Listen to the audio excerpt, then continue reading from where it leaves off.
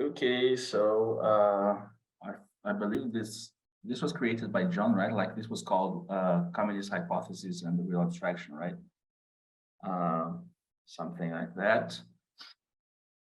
It's an open session, so I don't really have like I made a little presentation, but very quick one, just to articulate some questions around the concept of the communist hypothesis and the way the concept is proposed in the STP writings. Basically, this was present also already in the contribution to the critique of political organization, first writing that we published like 1 year and a half ago, and it is present in the text that we are writing right now, right? So this was the motivator, and as we were kind of criticizing and coming up with solutions for the text, I made a remark that picked up Gabriel's interest. So we had like this small chat about it, like last time I think we met online. So then people started discussing, like John and Rafael Saldanha, who's not here. And then there was this idea of making like an open session, like more like an open discussion than a presentation about the concept and what does it mean and how does it work and stuff like that.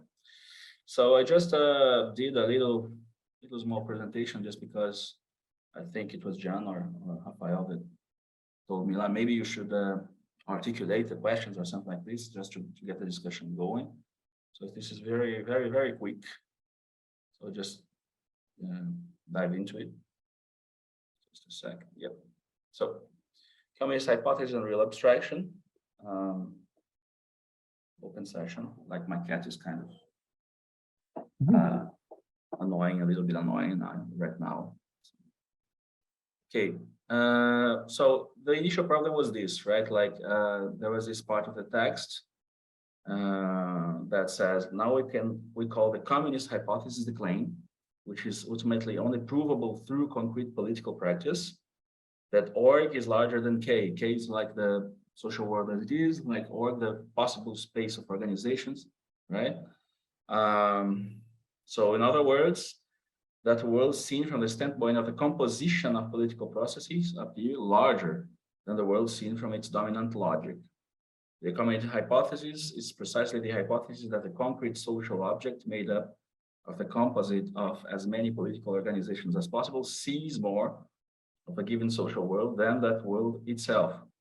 It is a veritable embedding of a given social formation into a new one. Like there's a level of several levels to this. In my understanding, there are several levels to this definition or whatever.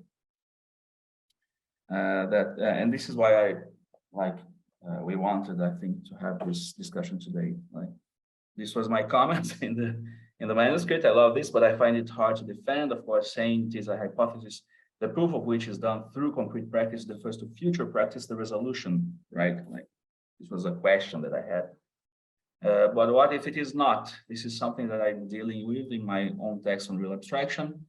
The text that I sent on Friday, and I was hoping that you could read. But yeah, we had this big event in the weekend. Not sure if everybody had the opportunity to read it. So I'm surprised there aren't more objections to this from the lab. So I don't think this last sentence, I don't think that makes a lot of sense. This was just like a little note that I did on the text, right? So we shouldn't have make too much of it. I think Gabriel want to talk some. It's just a clarification. Like perhaps I didn't understand in your comment when you said, "What if it's not?" What if it's not? You mean not a hypothesis whose proof is done through concrete practice, or a hypothesis which should be confirmed through practice but ends up not being confirmed?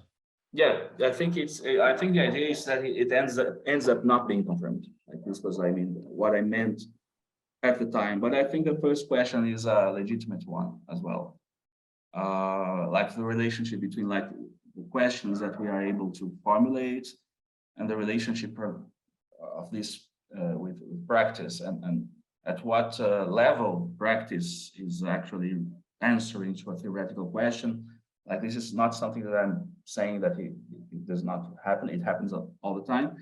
But I think for political practice and especially revolutionary practice, it seems that the stakes are higher, and therefore, like I'd say the space of how to say that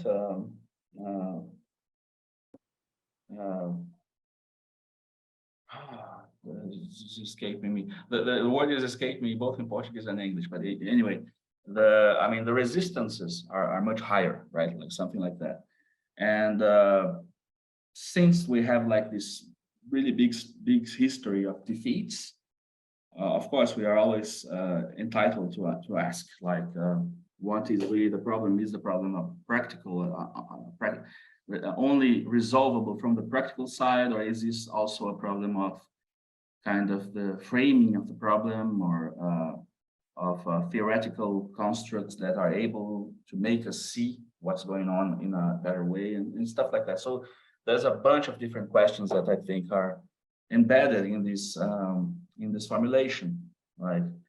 I quite like the second sentence. The communist hypothesis is precisely the hypothesis that a concrete social object made up of the composite of as many political organizations as possible sees more of a given social world. Yeah, of course, but at the same time, this embedding of a given social formation into a new one, we are doing it like theoretically, right? So up to which point is this like a real movement as we want it to be, you see? So there's a lot of, I have a lot of different questions about this. Like there are really questions, they're not really a critique or anything like that, just really questions. So then I try to just, I have like six, it's very quick, this was 10 minutes or something, 6 slides. And then I think John can add his own questions because we have like a discussion about this. It's too bad that Saldanha is not here today, like because he thought they were good questions as well. So I divided this in 4 different ways of questioning. They have like different loops between them and relationships and stuff like that. I think somebody's saying that won't make it today. Let me see just who that is. Renzo. Lorenzo is not coming. Okay, fine. So first way of questioning, the interpretation of a thesis. So we discussed this a little bit in that, I think it was last Wednesday, right? Conjectural interpretation, like practice will provide the proof, like it's just a conjecture. So the problem with that, and I divided like interpretation and the problem with the interpretation. Like this is all very tentative, right? Like it's just a sketch, okay? Not really a presentation or anything like that. So the conjectural interpretation, practice will provide the proof.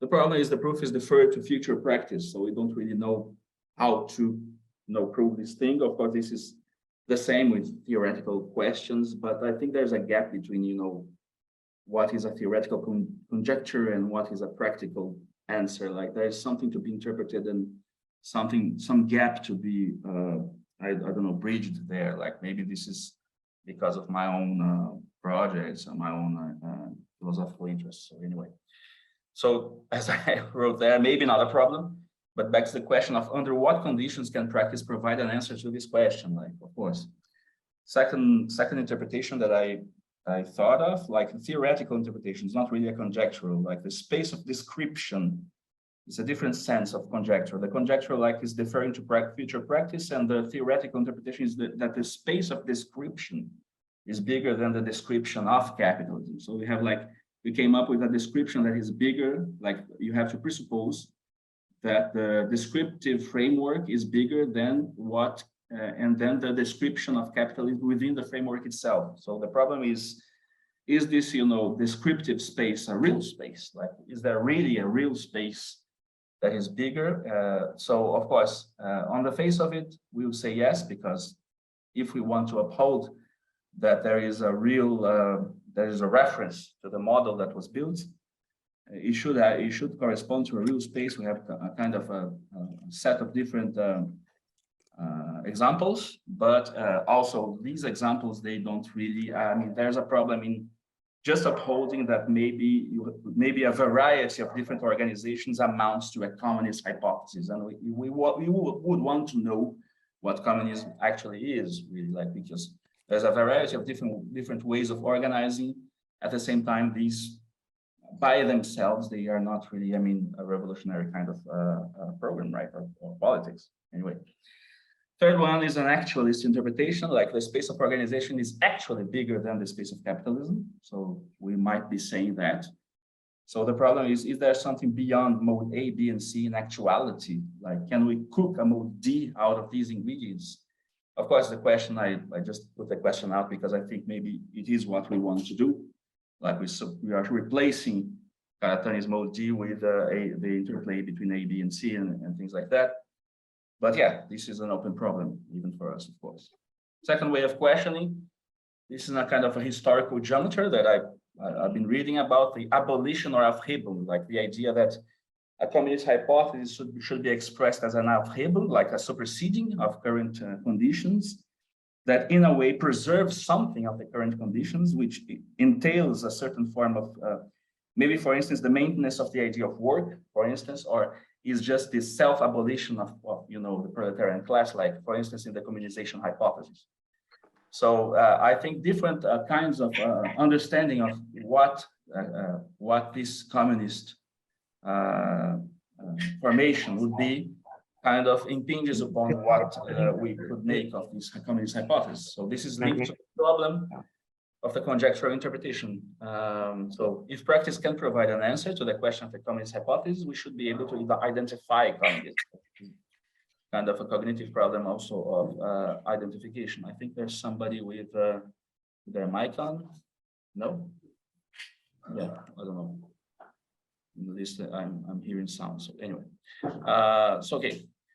On one side, programmatism seems not to be able to provide an answer to the what's to be done question, right?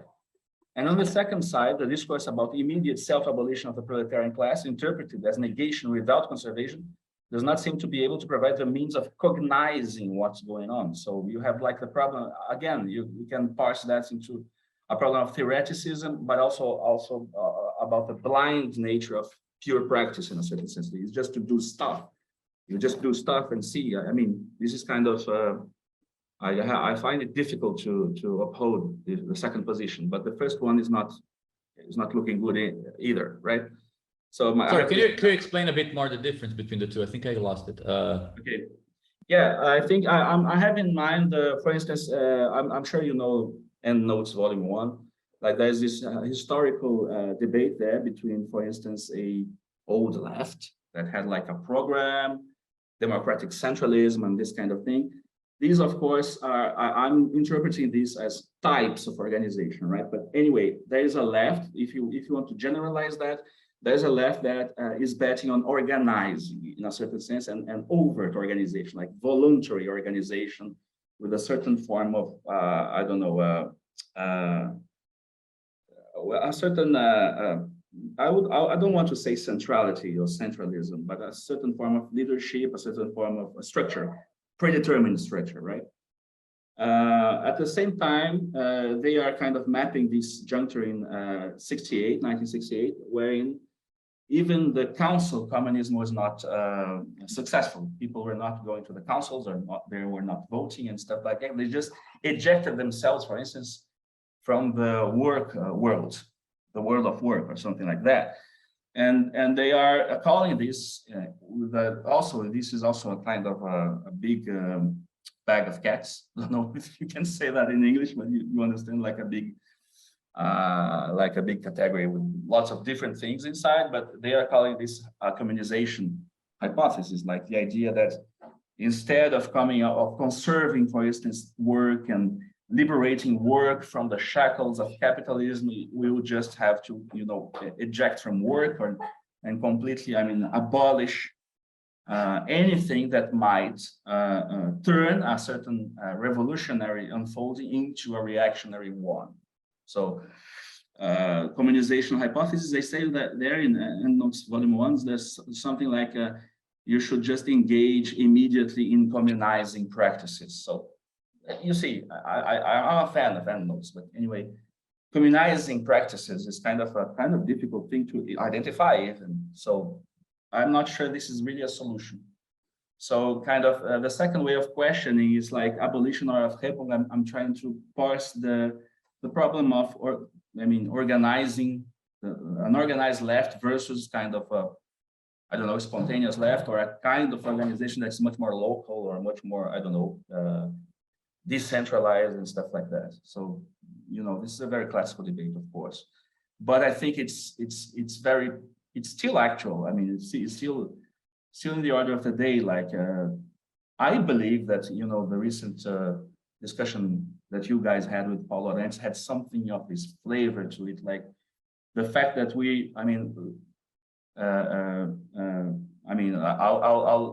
I'll include myself in your team, ourselves in your team. Like, we in the STP are kind of coming up with a certain set of vocabulary, like a theoretical vocabulary. This is the way I read it. Like, it's a theoretical vocabulary. It's not a program, right? So we have like a vocabulary to talk about certain things, but they misinterpret that because it has like this. It smells like this kind of democratic centralism, or kind of organized by a party organization or stuff like that. And there's a kind of a mismatch there between what we are actually doing and the way they are interpreting what we are doing. I think it has something to do with this debate in a certain sense, like what they see as a failure of Leninism or post-Leninism and stuff like that, right? And we are the Leninists of sorts, in a certain sense. Of course, as you and Paraná mentioned in another presentation of the book, if you were going to present in the PCB, they would say the opposite. You were like the 68 left and stuff like that. So yes, I'm aware of the parallax. John. I just wanted to give like my own cashing out of this real quick for like a concrete thing. Like, I think in the US, at least, like Trotskyists and the DSA both kind of fall into number one. They have a kind of conventional way of cutting up problems into programs, into lines. You take a stance on each item, but it all fails to really kind of like catch up to changes since any of those organizations kind of developed. And on the other hand, a lot of anarchists, Maoists tend to be much more committed to the kind of Aufhebung communization approach, but they often fail to like have any kind of way of talking to quote normal people. They become the most isolated and the most kind of self-enclosed. And so, yeah, I think these are really like tangible in the ways different lefts, at least here, are like splitting up over things. Yeah, I have this I have the same impression here. Same impression. Of course, I'm not as knowledgeable as some others in the group of what's going on in the social movements, but I have this impression every time I can almost like map the kind of discussion onto these two things in a certain sense. Like, and sometimes the positions are not even really, adequately mapped onto it, but it's an effect of the way one sees the other. If you talk about organization, you are on the Leninist side. If you talk about organizing, but not in a party, you are on the Maoist side or anarchist side or spontaneous side, whatever, like something like that. So yeah, so this is a interesting kind of, they are more like two vectors, right? It's weird. So third way of questioning, well, let's go, yeah. This was actually in the last slide. I was, of course, joking about with a certain form of recursion here. So because about two, the second one, like the idea that you have like immediate self-abolition, right? So deferring to pure practice begs the question of the function of models in political practice. Like you will act without a model.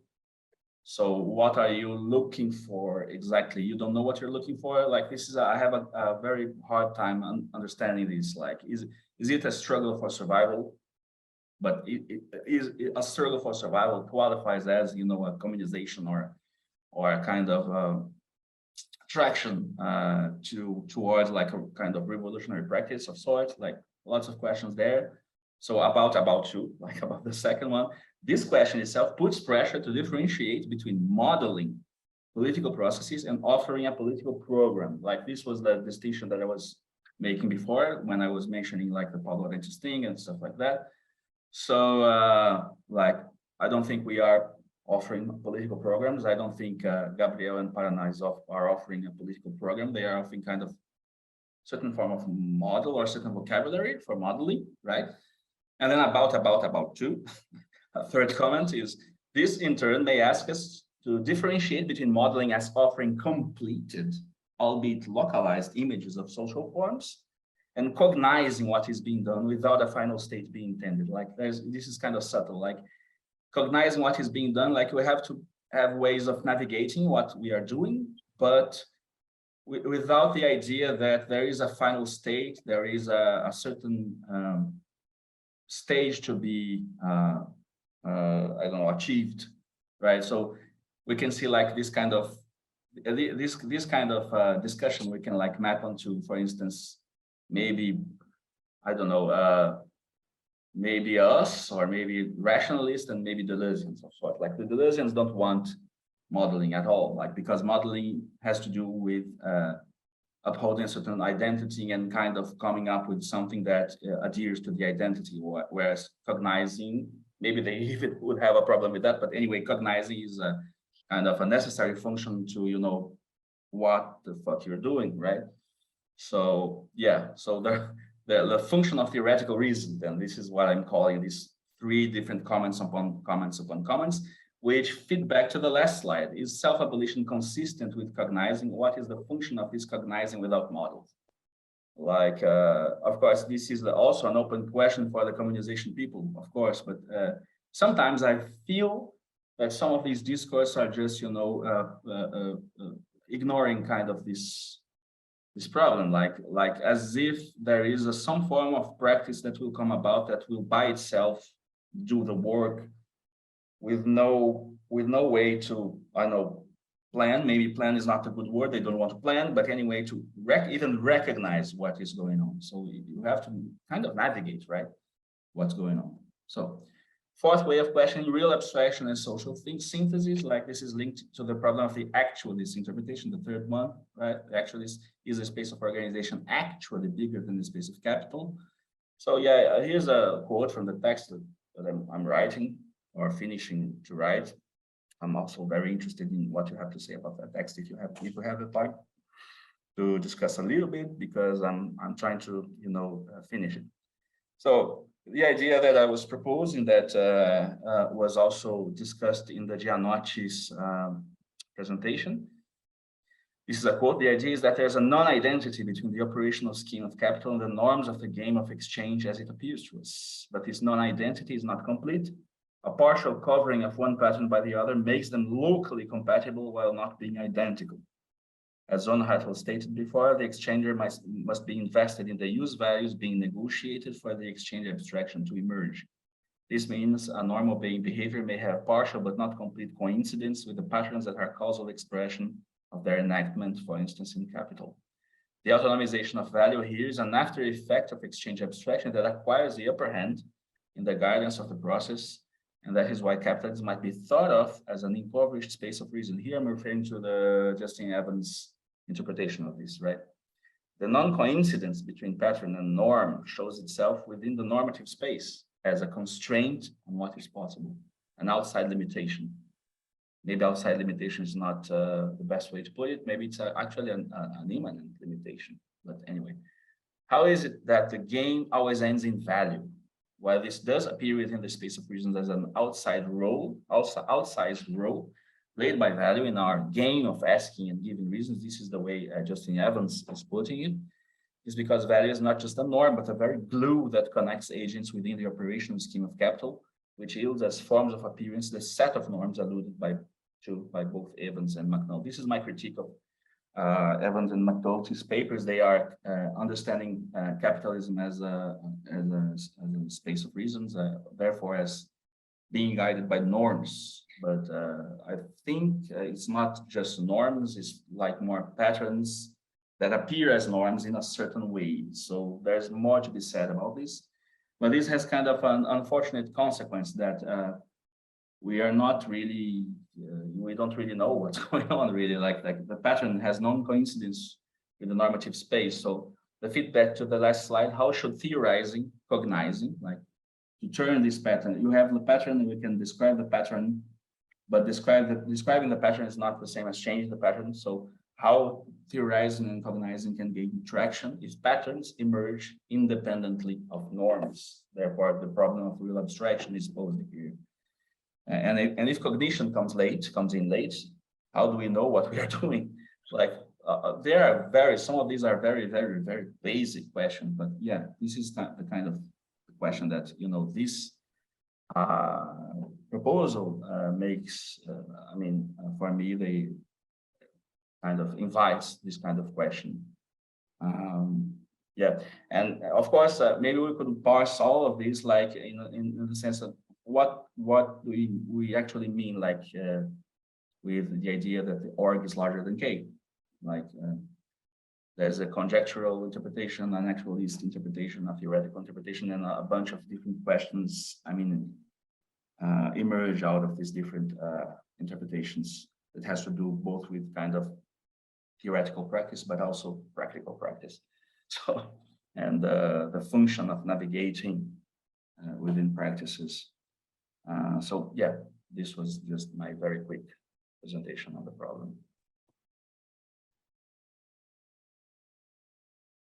Man, this was so good. Should we take that 5-minute break before we go to the discussion, just to? If you want, of course. I'm not sure. It was short. We could continue, but just in case. Do you want to wrap up with one point I wanted to? Go on, John. Yeah, you created this meeting. Go on.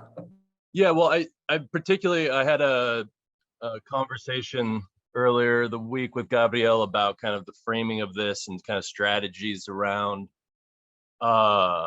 activists, the question of activism. So I just wanted to kind of go back if to that first part, and the first, like part one of one, kind of bridging the gap. And I think one way to look at this is like at an experience we had here in Eugene, going from Occupy, which was a general movement, something international and something that had, came from something else like the Arab Spring and turned into other things elsewhere. And then we had a particular thing here in terms of a homeless movement around criminalization of homelessness here that attempted to carry on a fundamental hypothesis, which I think is like linked to why the idea of it being a hypothesis is important, which is that like if you create a space for homeless people to exist where they have agency and how they exist in self-administering norms of working through trauma together from the perspective of like liberatory agency, that is the best place, that is the best way to deal with the crisis. And there's a lot of theory in interpreting what that crisis meant and whatnot.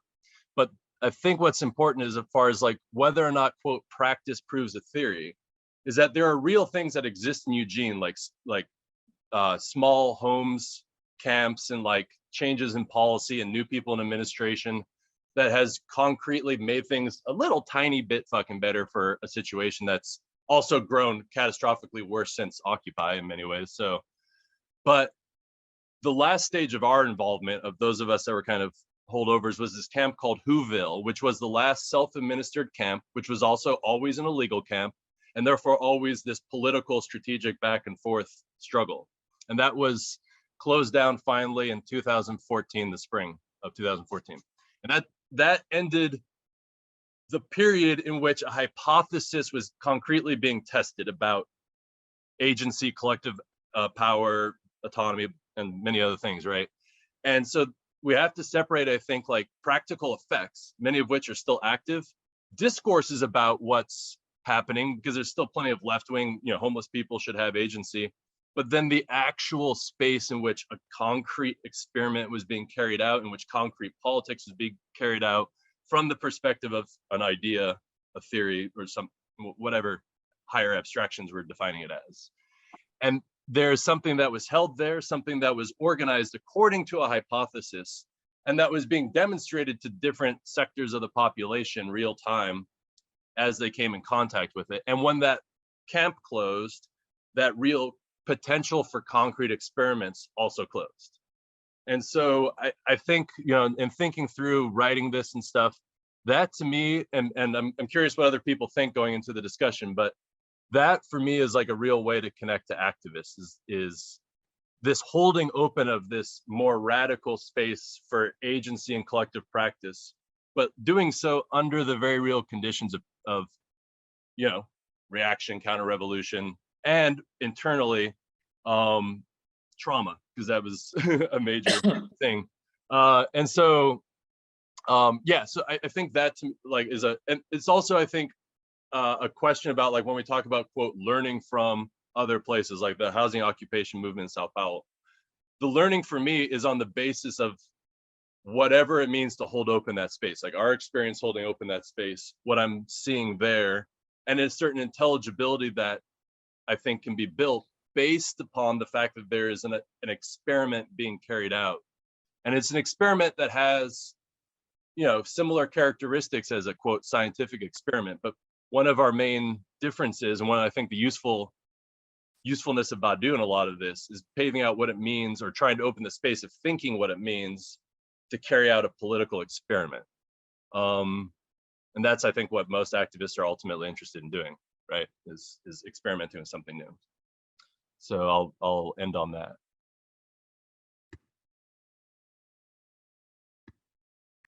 I mean, I'm up for you guys, like whatever you prefer. I mean, Karen was so like to the point, so succinct. If you guys want to just continue rather than take a break, now we can take a break like in the middle of the discussion as well. I'm not sure what's the general feeling. Anyone wants to take a break now? Let me ask that. Like, Yeah, for me it's the same. I don't care. okay, we can take it later.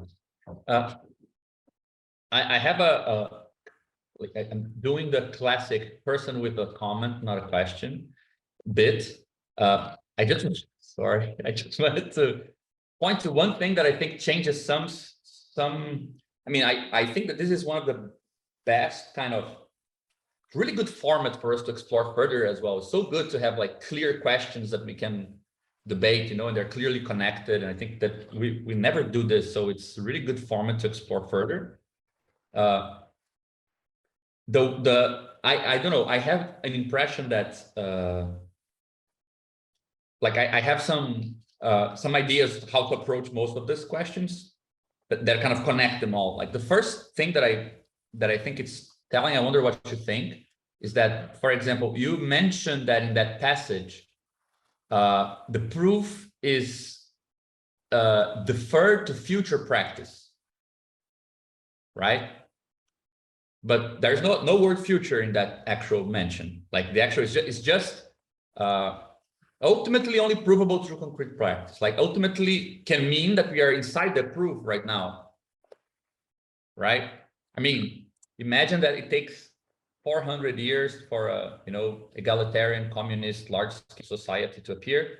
They'll probably claim kind of a lot of, you know, useful experiments that happen in Chile with cybersyn, that happen somewhere else in the Paris Commune, and they'll just make that whole thing into a period where things were being tried.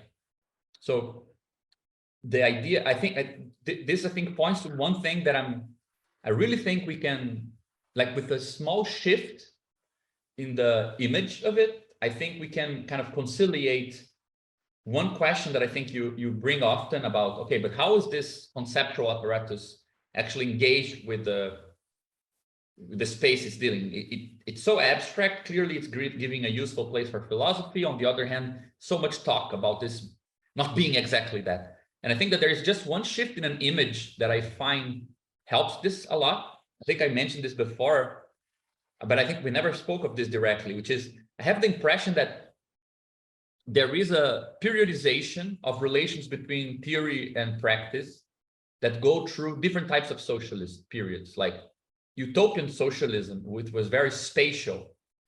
You didn't have theory books, you had literary works and ethical works pointing to other places. Usually they already existed, like just go there, it works like that. Or why don't you go somewhere and do something like this? Like they did blueprints like Fourier, right? They didn't, so it has more of this moral or if sometimes technical kind of version. That's not what you get in the scientific socialist period. Capitalism is all over space. There's no space left. There's only time left. And then theory is all about time. It's all about what's coming after. Either describing what is here and why it never ceases to exist when it should, and then describing the space for a revolution or space for communism is afterwards. And I feel like one of the things we've been doing, I mean, and I think that this is the model you usually have of theory and practice is temporal. And we can even like subvert it, but we're subverting the temporal schema. Theory came either first or after, and something else comes either first or after, right? But in the age we are heralding with our, inclusion of scale as a coordinate that has dignity as space and time, perhaps, you can also ask, what is the relation with theory and practice when there is no time? Like, there is no time, right? That's not a motivating force. That's no longer an empty place, like in people's kind of imaginations or even organizing. There's climate crisis, and and the space that we're all kind of clinging to is the difference between the local and the global. The question is usually, is there space in the global, right? Can we stitch things together into a new totality, which is kind of here and now? It's like no reference to the future. I really think that we are kind of part of that very weird change in the picture, And in that picture, you don't need to think theory and practice as what comes before and what comes after. Because sometimes something which is practical at one level can only merge in a higher scale if it goes through an abstraction which is now theoretical by chance. Something like that. So you can kind of think of intellectual life mixed in this, like in the texture of things that, you cannot see the meaningful resolutions from every scale. So there is some image there that I think we can also push further. I don't know how to explain that, but I just feel like it kind of shifts that away a bit. And even the org and K thing, my impression that it benefits from that image rather than the temporal one. The temporal one would ask, is a concrete form of org gonna ever appear? But Bogdanov is let's say, the prophet of scalar socialism, because he proposed it as a point of view, not as a place, nor as a time. So the organizational point of view it can emerge first as a totally disembodied point of view, exists only in ideas. It can become more concrete if you have, let's say, concrete structures to which only the organizational form make a difference. Might be more restricted, but still things like this. So it has this kind of scalar feel that you can think of org and K more in the sense of, for example, you can imagine a society where you have still a lot of capitalist enterprises, but they are inside of a space that is populated by other things which are not capitalist, and suddenly it becomes kind of stupid to be a capitalist because it gives you access to a very small chunk of the world compared to if you were organizing a different way. Like, you can be a feudal lord today. Well, you will be in jail in some places. In others, well, it will work well, but you probably won't be that competitive, Like, it just doesn't obtain very much in the contemporary world to be like a caveman, for example. But I mean, it's a slightly different way of seeing it. And I don't think it changes a lot of your questions, but I do think that it might help conciliate some things that look like they are contradictions. So I wouldn't like that kind of, I think the three questions still remain. I'm not sure how they could be answered differently about what if it's proven wrong. I think that people who are, engaged in communist hypotheses or communist whatever, in some sense, you probably will find them stating some place or another in a meaningful way that actually has some risk involved with that statement. It corresponds to some practice of, might be a miniature thing, that there is enough experiments to already show that that is true, but that this is not, doesn't form like a consistent thing. But I'm convinced, even though others are not, I don't know, something like this. Like, I think you probably have enough, there's kind of always enough kind of backstory to, I would say, like, you need to think of this probably not attached to future, but in the scalar way. So you can have like a past, a present, and a future of this thing we're calling like concretely proving that this is, true. there are so many experiments that are very hard to explain using any sort of established idea of social life. We are doing things that I don't know how to explain why we're doing them, because they're only make sense if you justify by making reference to these things, right? And there is some part of the future thing, which is, I mean, we do things in such a way that other people can continue doing them. So I think that's as far as you need to. So I would say that there's possibly a different way of phrasing that. That doesn't seem like, you know, what if in the future is not provable? Yeah, well, if you're putting yourself in that position, you're kind of waiting for the, or like St. Thomas, or is it St. Thomas, the guy who wants to see it to believe it? São Tomé, what do you call that in English? I think it's Thomas, no? Tomé, Thomas? Tommy, Saint Tommy. The guy who didn't believe in Christ until he saw like the wound being healed or whatever. I think that's a position that none of us actually takes. Like, so that's something I would claim there. Then the issue. So I think that kind of covers the 1A, B, and C, because I would also say that when we write down org and we talk about this is larger than K, it's already an a posteriori attempt to tidy up the fact that there is already some sense in which org is already kind of proven to be larger, because there's a bunch of stuff either that are concrete experiments, like John was saying, like I went through this was not a regular thing. Okay, so we need tools to describe something that already happened, right? And tools that also prove that when you take the position of these things that did happen but seem like they didn't, that you actually see more things than if you pretended like they didn't, or you explain them away. So I think org is not, our formalism is not coming before. Again, it's more like, yeah, let's find the most concrete point of view we can for now, which for now it might be just an abstraction, like a theoretical abstraction, from which you can see something larger. But it's a nice way of thinking about how philosophy is substituted by the proletariat's movement, right? That the point of view remains.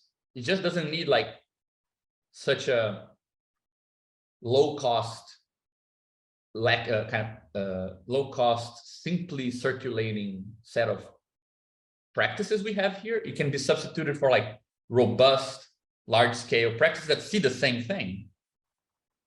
It would be like a realization, right, of this thing.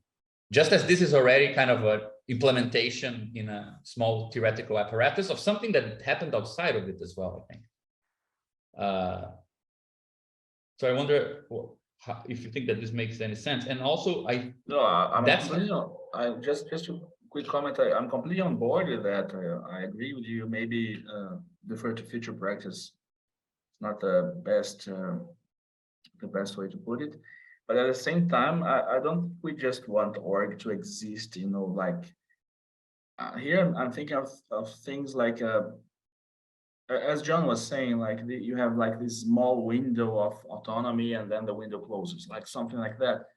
Like we do want to have the reversal, like, right? Like you don't want to have like the possibility of doing your little thing with your little group that is not capitalist, and then it's over because it's maybe parasitical. Maybe parasitical upon capitalism. Like this is a real problem. Like I had with, you know, the kind of practice that I was involved in punk and, you know, the musical scenes and things like that. Like it all seemed too parasitical. Like you have to, you know, operate within capital, like, and make money and all that, and, you know, all of your, you know, commune practices were kind of smaller, actually. Like org is smaller than K in that sense. Like this is good. This is good because you're enabling me to put it more precisely. I think. What if org is smaller than K? Like we don't want that. We don't just want to make experiments, right? We want it to have like a certain kind of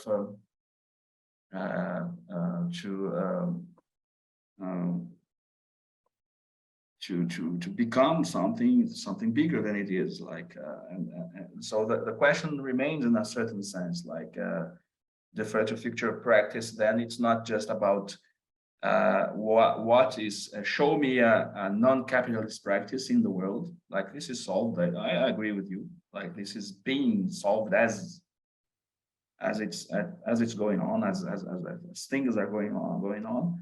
But at the same time, the reversal between K and org, like if it's just that, like the fact that social movements exist is proof enough. So then I think the goal is to, too low. It's like a low bar, it seems. Yeah, but right? Yeah, but that's where I think that the two questions should be separated, because there is a good news and there is a bad news, right? I mean, I think we need to be clear what crazy analogy we're making when we say the space of organizing is larger, because what does larger mean here? Like when you say smaller, you're comparing almost like the amount of people and the amount of time. Because if more people for longer than the existence of capitalism did something other than capitalism, we would all agree, okay, this is not capitalism and this is robust. If it has more people doing something we identify as capitalist, and if they do it for longer than anyone is doing capitalist things, right? So I think it's a perfectly intuitive idea of size in a kind of temporal and kind of extensional sense. But I have the impression that there is a good news in the idea that there are other ways of proving something is larger than something else, or that something that, let's say, is immediately more localized can still be larger than the thing it's localizing it in a certain sense, right? Because just as, for example, there are more tonal pieces composed than atonal pieces composed, in a certain way, atonal pieces are part of a larger space than the tonal pieces that were composed. So what is the meaning of larger in that context? I think there is something similar in that way. So it's kind of a good news, but it's a bad news, because then being larger doesn't guarantee that you are, let's say, you work as an environment where things are, let's say, everything's connected to you. And I think that this is where, for me, is the biggest critique I have of Badiou's project, which is being universal doesn't guarantee that you're an environment. You can be, a commune is more universal than the things around it, but it's not, let's say, a node to which everything else is connected. It's universal by virtue of the nature of its operations, not by the nature of its connections, right? And I think that and it's the same with atonal music. Like it happened, it is tenable, but do people listen to it? No. So yeah, exactly. So there you go. So, but in some sense, if somebody told you like it's this minuscule thing that has absolutely no, you would say, no, come on, man, like that thing happened. You can extract probably more consequences from it than you could from the other thing. So if it has more consequences, if it helps you even listen to the tonal stuff in a new way, it is kind of the background to which the thing is inside. So I think that there's something similar in that idea, but then it leaves open the other problem, which I think is a good thing to separate it, because when you treat the problem of, let's say, making an ecology into an economy, making a movement into a world, if you treat it ontologically, as if I found something universal, if it's universal, it is bigger than the world. There you have it. You will tend to kind of trust the nature of communist operations to lead you naturally towards a communist world. Whereas I think what we can do, and we try to do in a certain way, I think that's a fragmentation, multiple left thesis, all these things, they point to the separation of these two things. Like you should recognize all these local things, which sometimes are quite big. Like for a moment in the world, almost half of the population was living in places that at least call themselves communists, whatever you want to make of that, right? So, and this is a new idea. It has, 200, 300 years of explicit formulation. So it would be good to have the means to recognize those, give legitimacy to the fact that those operations are more like atonal music than just like noise in the cheap sense, right? But at the same time, separate that problem and not trust that too much, to substitute the problem of, okay, but what experiments are experiments on the sense of connectionist experiments, right? Which perhaps before a scalar paradigm the question wouldn't even be posed, right?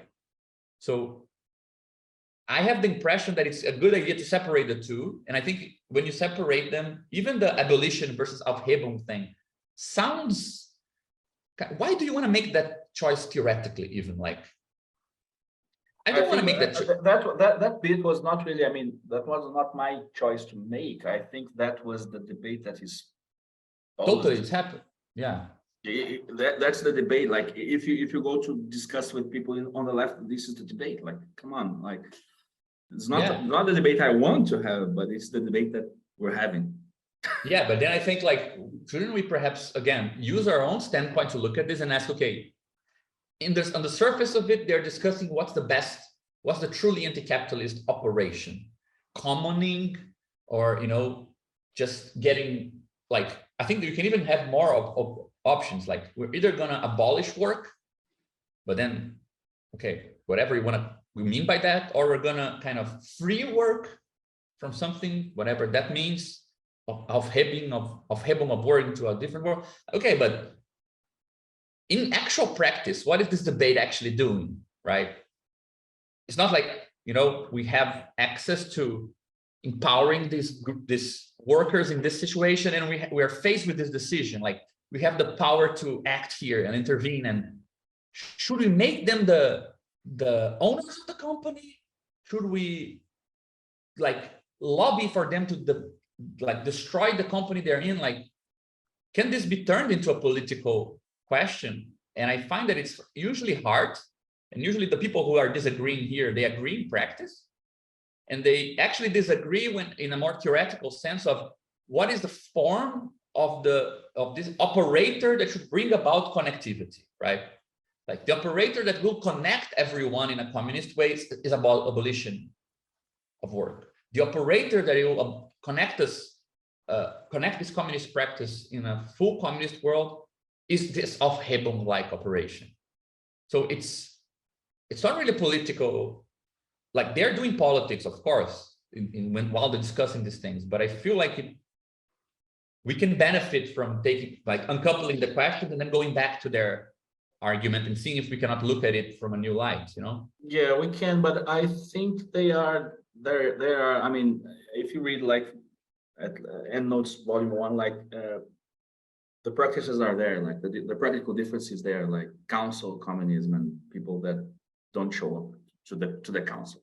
Like there you have like very, very, very practical like indications of different sets of maybe commitments, or maybe they are not full-fledged commitments, but commitments becoming commitments in a certain sense. So in a sense, this is what the discussion was about, like with the situationist and like the idea that you can organize in councils, and then the rejection of it. Of course, this is a local decision, of course, but at the same time, what I'm wondering if this distinction is coloring a lot of local decisions, like you see, like this theoretical option is coloring a lot of local decisions in a certain sense. Oh, I don't want to. I want no truck with that. Like people saying stuff like that.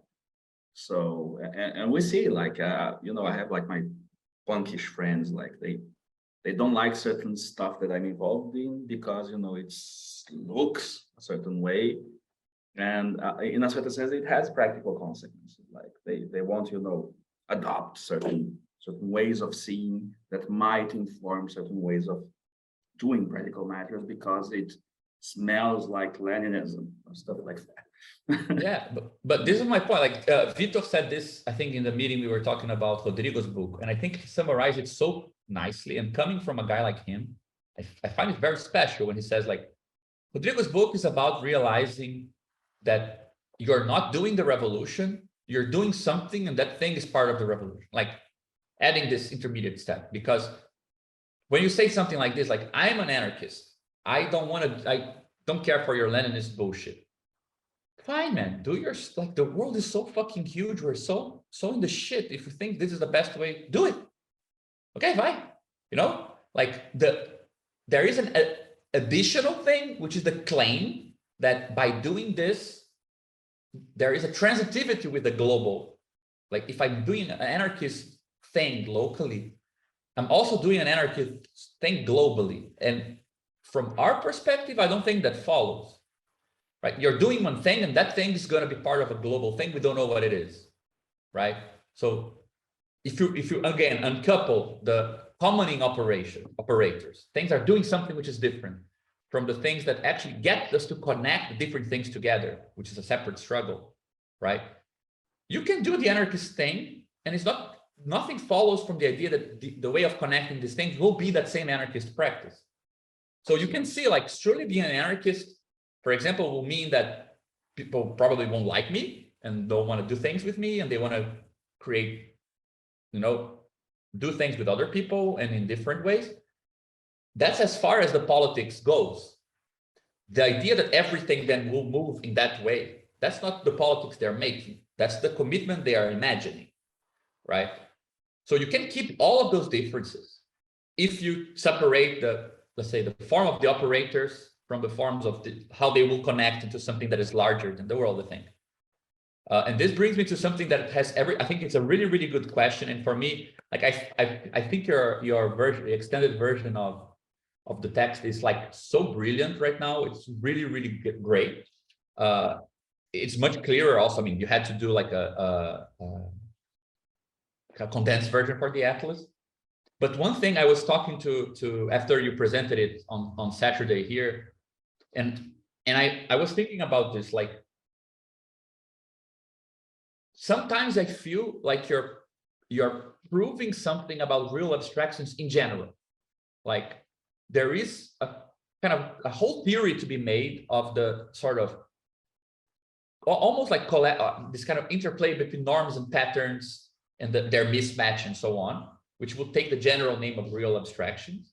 And then there is the specific thing called the value form as a real abstraction, which is not necessarily the whole of real abstraction, right? So, for example, the fact that anarchists can produce organizations that are better coupled together with other things via non-anarchist means, or via means we don't even know what they are yet, have to do with the patterns that are produced by acting like anarchists, right? So there is a kind of revolutionary form of real abstraction, perhaps, right?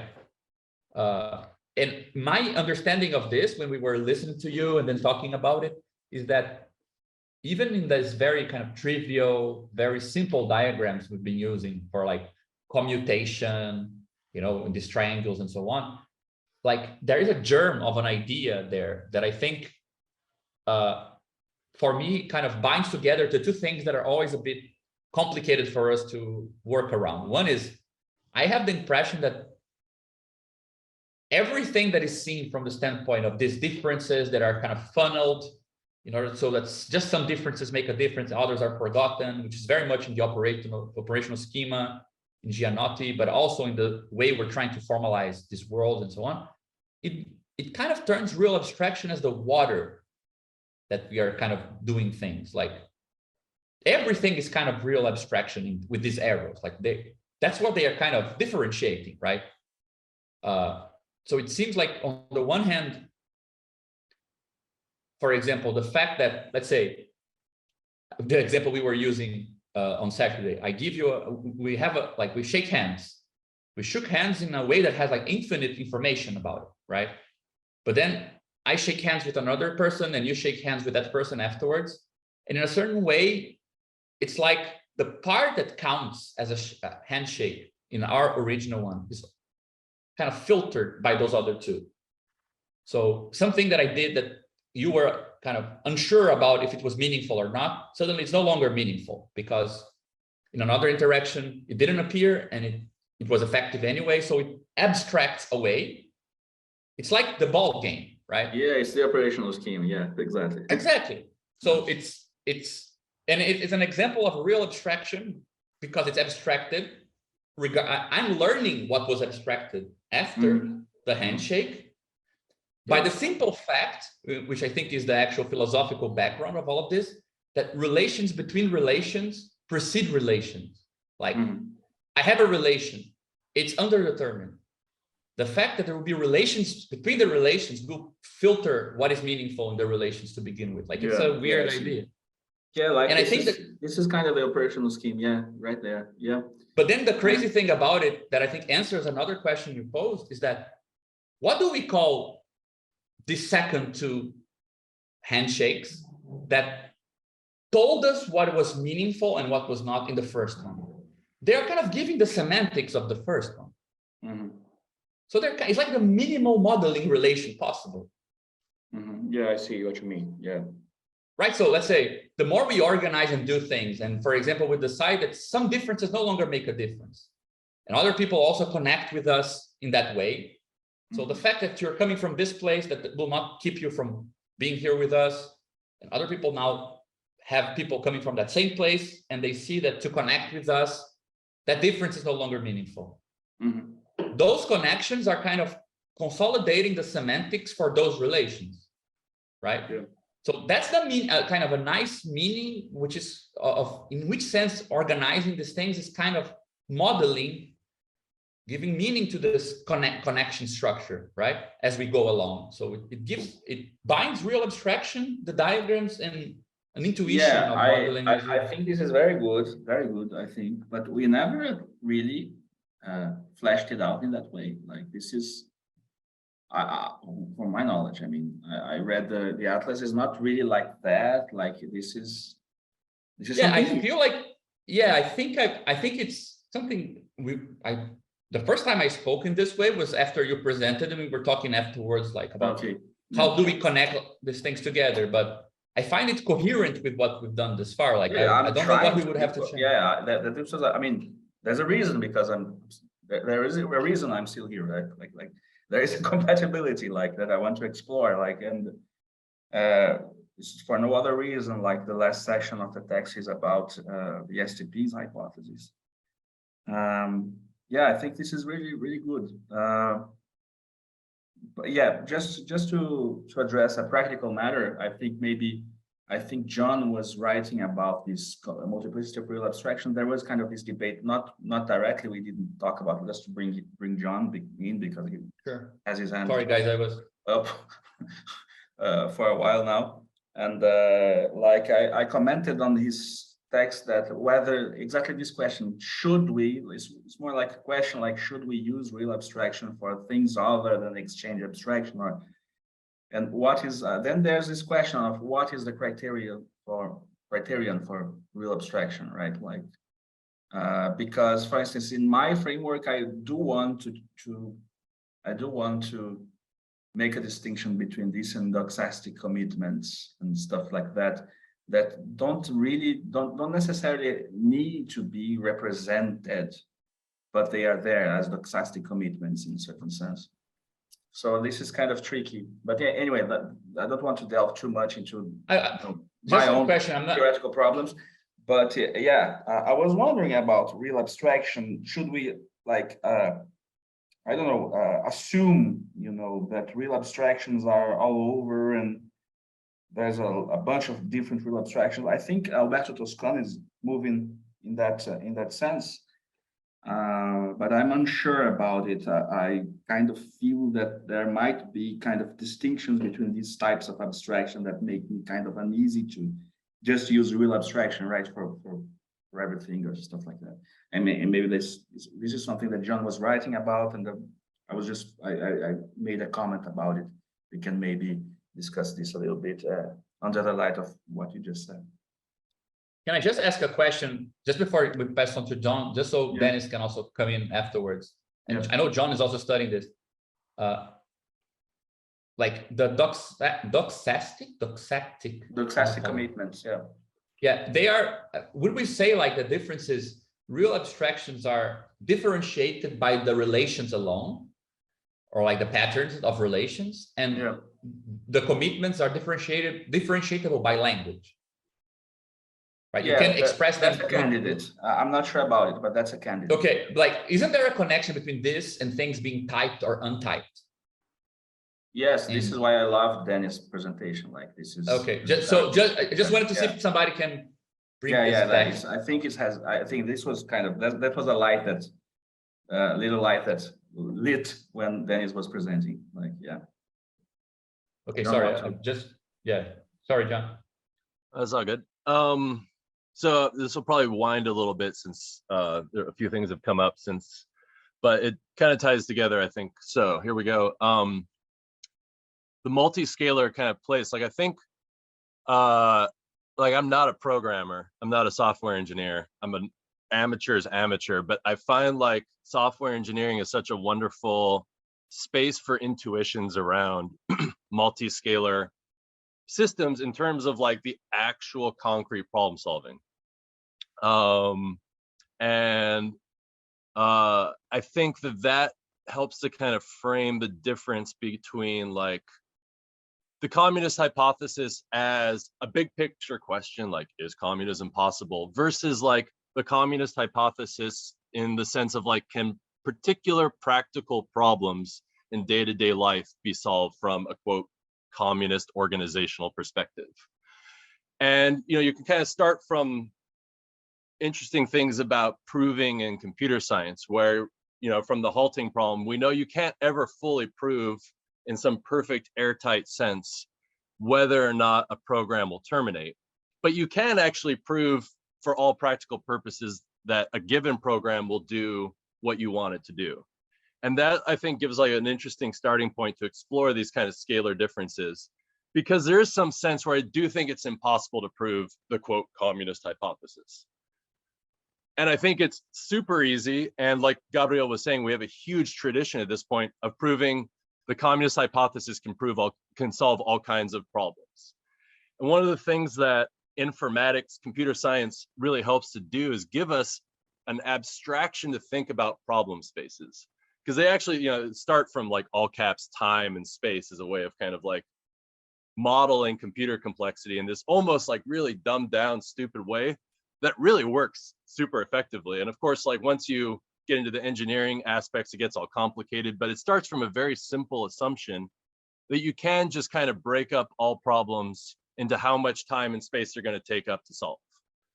And from there, you can then kind of order better and worse ways of solving, blah, blah, blah.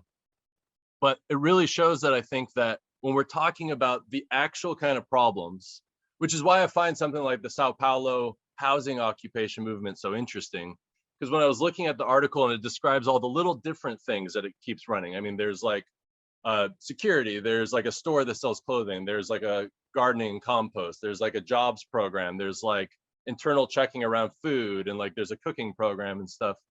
It really kind of shows all the different dimensions of everyday social reproductive life that has a very, very rigorous, complex problem space that needs to be solved. And it shows that the quote communist hypothesis as a kind of collective practice and commitment to the dignity of people, or like however you want to flesh it out in abstraction, is also the position to solve all kinds of real problems in day-to-day life. But I think also like the place where that analogy with computer science breaks down, and it can be commented on from a lot of places, but is precisely that gap between pattern and norm, right? And I think that that gives us a way to kind of work backward through JP's presentation, because you can kind of see that that place of pattern and norm, where like quote common sense problem solving ways, and then like actual normative questions that come up within organizing spaces as they become more politicized, like are we giving enough representation to the people that are not being represented well within a society? Are our problem solving methods, even though they are abstractions and in some sense have been like formalized, are they nonetheless participating in recreating certain systems internally, and in recreating certain norms internally? And I think that that's where, while we can separate out and should, and I think we can offer a lot from the forms of connecting to forms of operators, I think that, that space where they become indifferentiable, which like has come up a lot in our logical questions, are boundaries, right? Boundaries of organizations.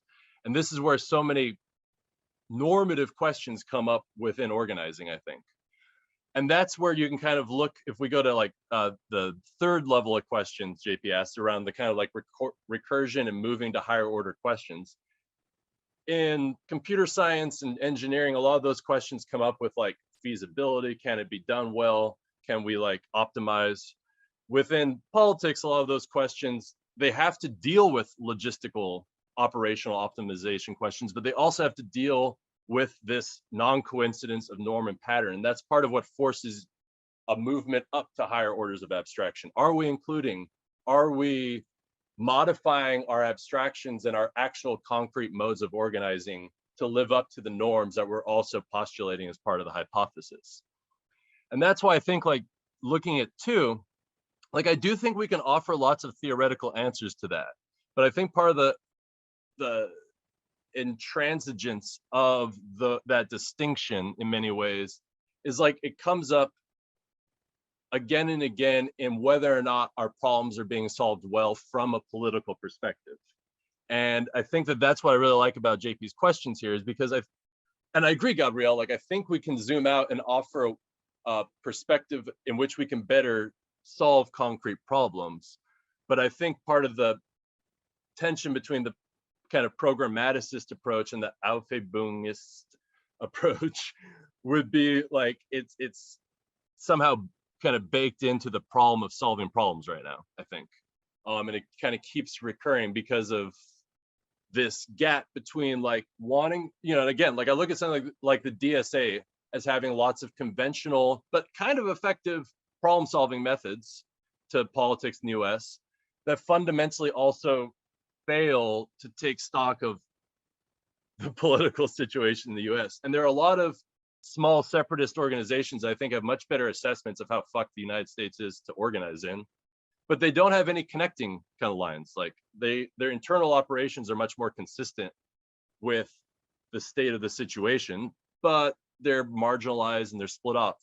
And I think that there's something really sticky about that problem that we should try to zoom out. We should try to reconcile theoretically and also, like, work on methodologically or practically. But it's I think it's something we're going to see again and again, and not just because it's a debate amongst theoreticians, but it's like a debate in committees, it's a debate in communities, it's a debate in always, and like the splitting between, like, what's practical in the moment and enumerating that and the enumerability of practical things versus, as you move to more abstract normative things, the very capacity to kind of break things up becomes more and more difficult. So yeah, I think that a lot of these questions, though, kind of come back to, just to end on the typing thing, to questions of boundaries and different kinds of boundaries. And one of the things that came up recently in a conversation with Gabriel was, like, this diagram, which I have available, which I should share in the chat.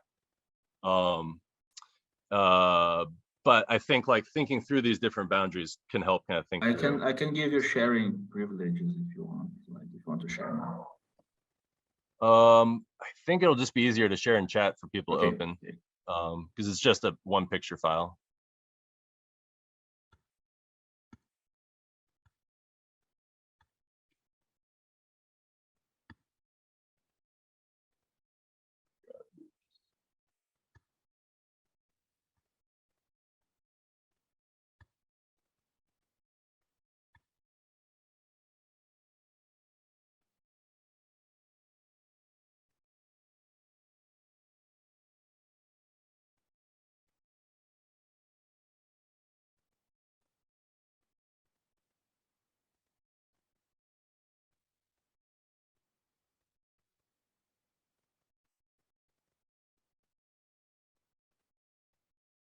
Yes.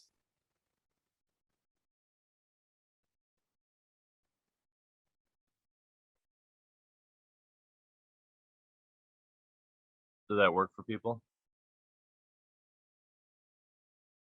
Yeah, I bet it's easier if we just do it, like, to get everyone together than understanding this picture, possibly.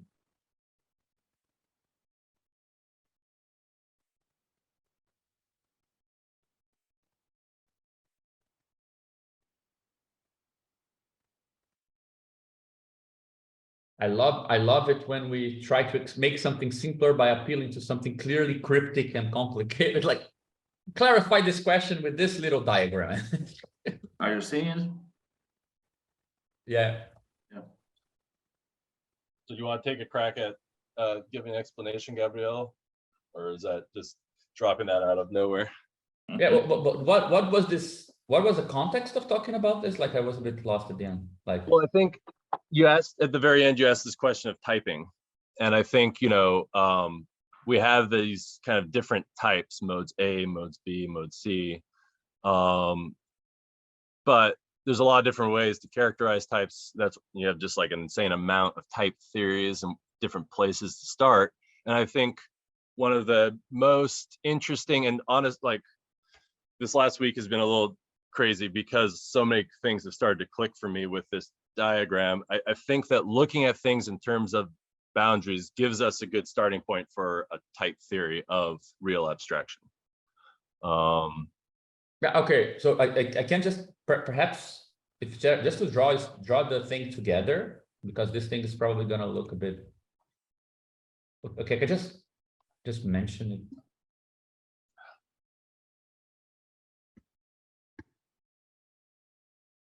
Recording stop. Yeah.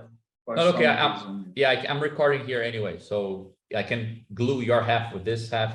Yeah, I send you my. Sorry Yeah, about it that. works. Yeah, No, don't what worry. happened. Yeah.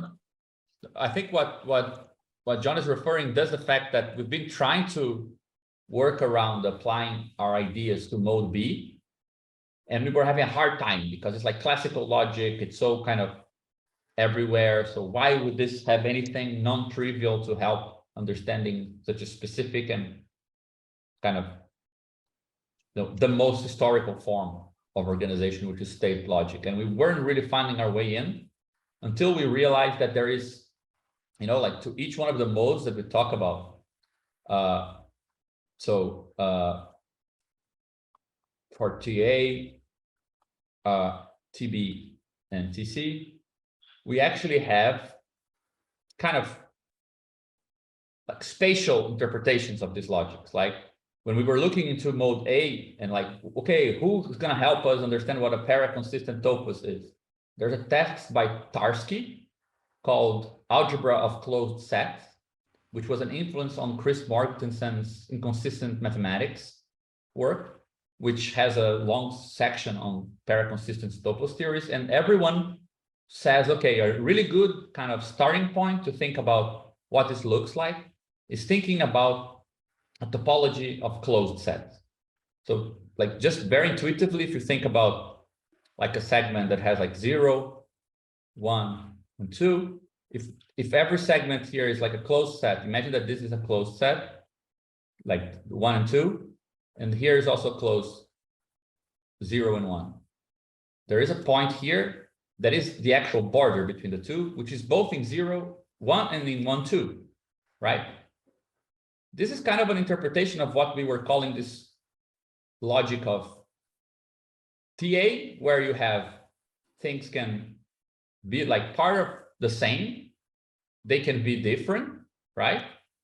Or they can be at the border. They're neither inside or outside, or they're both inside and outside, which we were using like this little letter, right?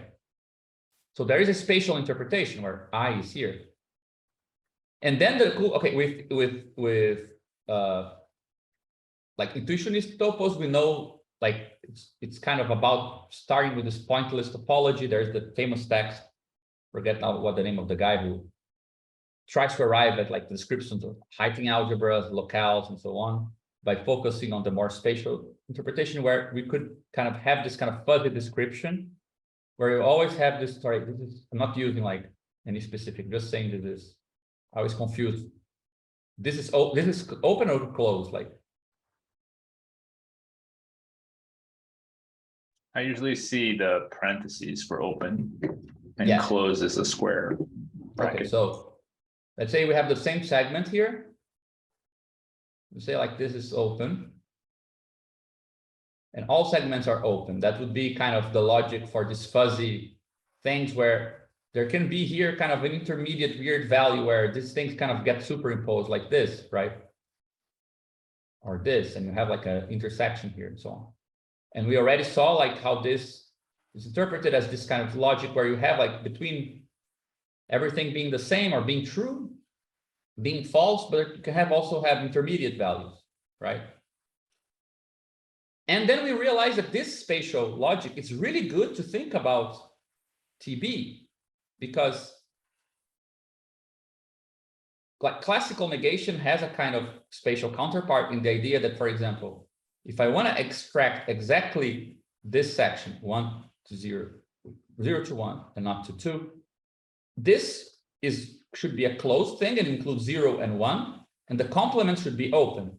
So this is a closed subset, and the complement of a closed set is an open set. So this leaves nothing. These two things don't share anything, right? That's why, let's say, the negation of this closed subset will give you this open thing here. So you get to have just this binary thing. But spatially, it's this mixed space of closed and open. If you have a closed with a closed, the frontier is shared by both. They're both open. When I remove the 0 and 1, I might be removing something which is part of the other one because they have intersections, right? To make sure that I'm removing something that has no common point or intersection with the rest of the world, you need this kind of construction. Well, this is exactly what we need if we want to alienate something from the world. Like if I have something like this, and I want to say, I want to take this square and remove it, I need to be sure that I'm including everything which is a square and leaving out everything which is not. This is a logical condition for alienation to be possible, right?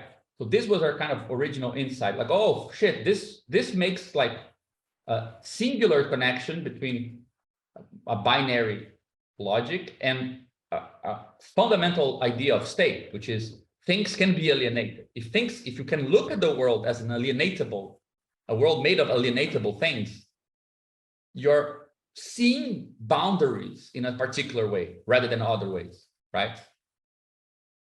So we thought, well, this might be useful also to think about what happens with these different things when you map them onto different types of intervals, right? So what happens to this frontier point when it goes here or when it goes here, right? And when this goes here and so on and so forth. So it's just that we start thinking in these terms. And I think that it is helpful in the sense that you can think about abstractions in all these cases, right? The whole paper I wrote with Thiago is all about showing that there is a specific type of social practice called logic of the gift, which will not only ascribe the value of, these things are inside, they are the same, they are one or whatever, or these things are two, they are the enemy, but enemies are also specific practices. They're not just things I don't understand. But there's also, as part of that practice, assigning the value of this is in the border. This is like a shaman. This is not here and there. And we managed to reconstruct like a lot of anthropology in this way. So you can say the same thing about state. For example, the need to create social practices that define when we are dead. We don't die like this in an instant, right? It's hard to parse the world in terms of what's living and what's dead. But there are social practices in the state that abstract away from those differences and only keep this binary, are you in or are you out kind of structure. So they hide it. They don't look like real abstractions because they're so, let's say, attuned to conceptual abstractions because they are kind of consistent and classically consistent, right? But you can have like a theory of real abstraction that navigates through these three different things. So, but I think the thing about the original picture that's important that does kind of get lost in this was coming from the idea of originally kind of markets and communities sharing a kind of incomplete boundary and then the way they could collapse into TB. Because we had that kind of like circulation back and forth. Sorry, say again, what is the thing about the boundary? Do you have the picture? Could you pull it up? Because I think that it just showed it more clearly in the. No, okay, but just tell me what it is. We can just do it everyone together, so it's easier to like. Well, the idea that there was a particular circulation. This is where it differentiates from just like kind of abstract logic to a social logic or something between TA and TC, like that strong idea of like coming from Kleisters, but also from Marx's depiction of early capitalism is kind of like you had communities and then they kind of like shared their lack of boundary or their strange boundary situation with each other through trade, right? Like that there was this kind of back and forth between A and C that was fighting off collapsing into B, because B has this strange position of, Okay. Yeah, no, it's just that because that sounds like historical reconstruct. I just trying to bring it back to the discussion here, but I think the core of what John is pointing, correct me if I'm wrong, is just that it's really cool to realize that the state logic is contained in a kind of interaction between these things. I mean, logically speaking, having this a space that only has these two values is a subcase of the community logic, meaning everywhere you have communities, if you don't like have very solid ways of ascribing indeterminate things as well, the state is just like already kind of waiting to appear. A community that never uses the indeterminate value, everything is just 1 and 0, has already become a state, right? And the state is also inside the capitalist logic. So for example, if you forget about in-between values of exchange and you only care about if it's exchangeable or not, you're working under property logic. You're compatible with property logic already. So we can account for that here, right? How, like, say, there's a very easy way from this to this one. But also that if you want to avoid this type of abstraction being the most consistent one, you need to constantly employ these things here, right? They are the ones that are hard to map. Like you monotonic maps from one to the other will lose information about P or about I, right? So, I mean, there's a lot of interesting things that can come out of that. Like my question about typing was just simpler than this, because I wouldn't call this A, B, and C. Like, I think that there are ways of typing things from, like, I'm still like the Badiou understanding of phenomenal components and predicates and atomic logic. That's as far as I got. And like Dennis's connections to this, like I feel like inside of a world organized by these differential patterns, you can have predicates that capture this logic or not. So for example, the cosmovision of Amerindian people is an internal language of a communitarian world that captures, let's say, turns into norms that if I'm using correct, turns into norms like a chunk of the patterns that organize their communal life. So when they say something like, don't go into the forest because some ghost can actually capture you and do this and that, there's something uncontrollable about going to forest, something indeterminate, right? And they're giving you really good advice actually to stay alive. And that is a norm that is kind of partially overlapping with those patterns that are actually interacting with unknown parts. They couldn't just, contain it. So that's like that part which is translatable into these predicates that are still obtaining for those differences. That's what I meant by types, but perhaps that's not the right word. But then there will be one version, one kind of condition for predication and types for each of the modes, and then a very complicated version for their combination, right? There's a question. You went a bit too fast. So what is the type there? What predicate is the type? Yeah, I'm just taking, as I said, I'm not well versed in this. I'm taking here what I understood from Dennis's presentation, where I'm almost just using a sort of, if you have kind of mentioned like there's an overlap, there's a pattern and there's a norm, and there's an overlap, like the norm exists and kind of captures a certain pattern. But the way it is kind of expressed, like ghosts and all that, like this is something specific to that community. This is like what I understood. Yeah. So in a sense, is the idea that where is the typed and the untyped? Exactly. Yeah, like from what I understood, and again, that's where I wanted to listen hear from you guys, is that, let's say, a lot of these constructions, like who will be human and who will be non-human in that interaction, what's the position of the shaman, blah, blah, that's an operational, like you can create a diagram for that. And there are some predicates which are structured with other predicates in a certain way that, let's say, cut this diagram at its joints. Other ways of describing this will not do so, right? The class of all those predicates that do this, those consistently, so they are, let's say, the phenomenal components or the atoms of the world. those would be the types, right? But that doesn't mean that every diagram is typed, right? There still can be stuff that you're creating metaphors about, but it has nothing to do with how you talk about them. You couldn't talk about them like anticipating what they will be. You need to actually organize and construct that space. So that's kind of how I saw the distinction. Like the operational schema is a real abstraction of differences that differentiate themselves. And under certain conditions, sure, you can kind of create a pattern of patterns, right? That would be something like a norm, something you can directly refer to the pattern of all those patterns, and then it's like an odd in a way, right? Something like this. Yeah, for me, what is shown in this diagram here is a specific, it only applies to a specific type, which is that of propositions. If we take like intuitionistic type theory or those various theories, like not everything is a proposition, right? You can make kind of like partial sentences that are not yet asserting something about the world, and those things have types. There can be many different types of things, like depending on what type of what kind of environment you're trying to describe.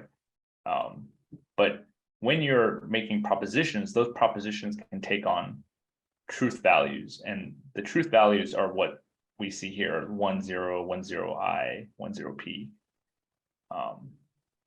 So if we're constructing something, we have to ask ourselves, are we constructing a regular type or a propositional type? And I think that kind of maps onto this distinction between patterns and norms. I think norms, maybe you could say, have inherently are propositional, whereas patterns are something like fragmentary, not yet a proposition, but something which kind of filters out a part of the world, more like a predicate. It's also pretty good, but I'll have to look into it to see which candidate of the mapping between pattern and norms is the more adequate one. I have to study with you guys about this.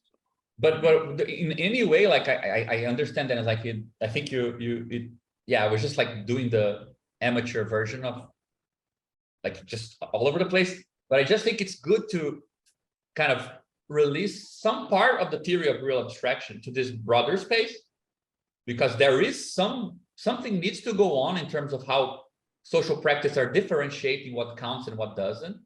And then you have an added dimension, which is what parts of this get to be translated. And there can be many conditions for this, like natural conditions of computational capacity of our cognition. Like if the patterns are so ridiculously complex, perhaps a higher being could actually, find a. That's good. I don't know. So there could be many conditions.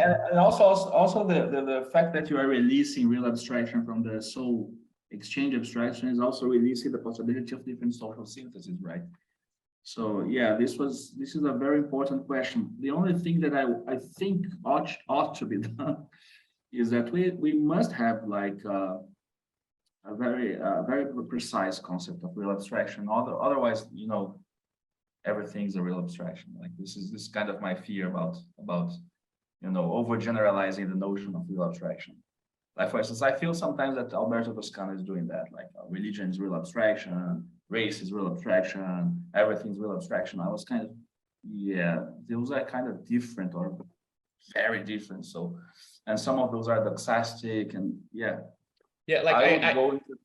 how about we have I think the first distinction we could make is like a weak real abstraction and strong, in the sense of perhaps not even weak and strong, but like in the sense that there are those that simply like it can be even for a kind of feedback like reason, in the sense of the more we try to turn it into a norm, the more there is a collateral pattern that prevents that norm from coinciding with, like some crazy idea like that.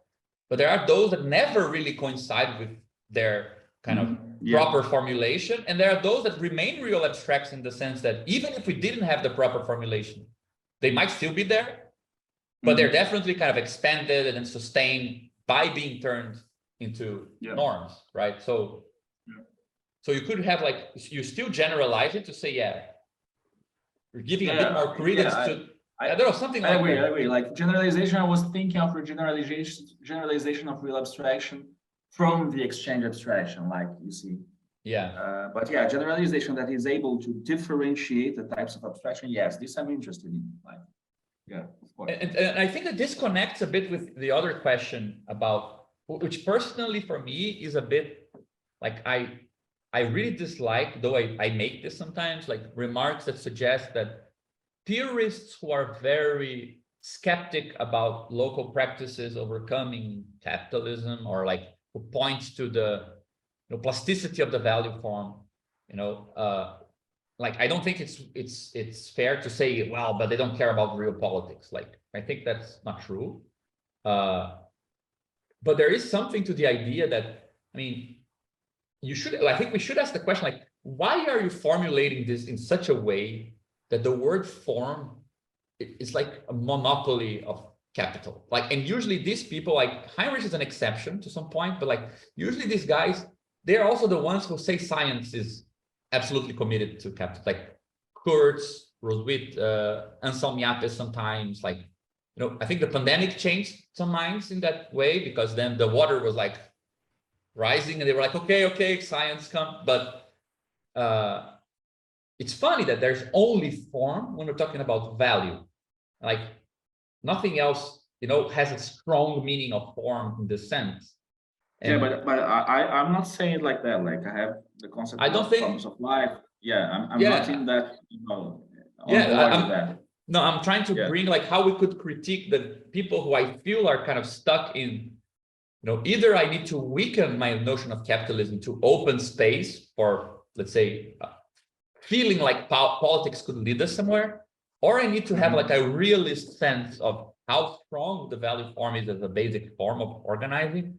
But then kind of, you would need some unreal thing to happen to kind of match it, and I have the impression I think they end up boxing themselves into that corner. I think that's a problem. Yeah, I have the impression. I feel like of course, maybe some of the ways that I'm proposing the questions may buy into that a little bit, just because I'm reading a lot of this stuff. But yeah, I'm kind of, I have to work my way through it. So I really, separate the chaff from the wheat, right?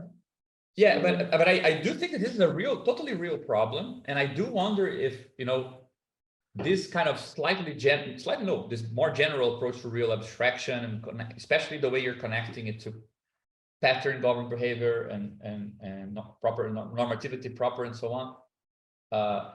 If there isn't even a way there to uncouple, like the thing we were talking at the beginning, like uncoupling operations that do show that in some sense the organizational space is richer than the capitalist space.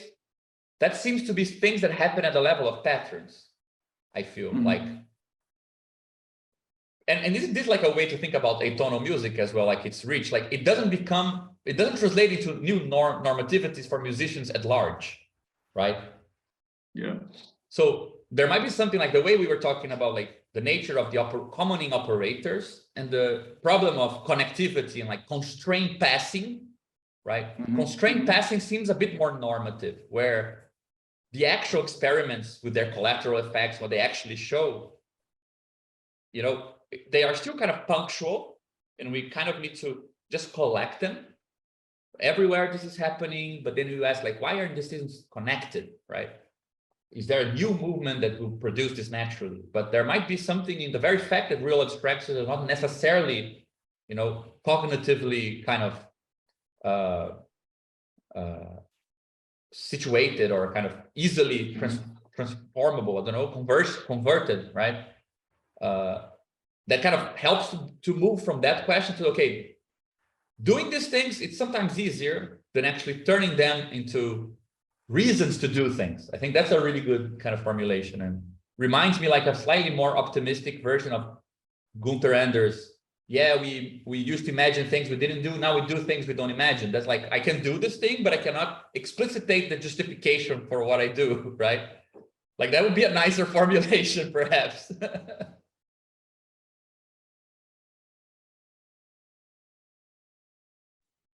Yeah, I'm trying to Yeah, sorry.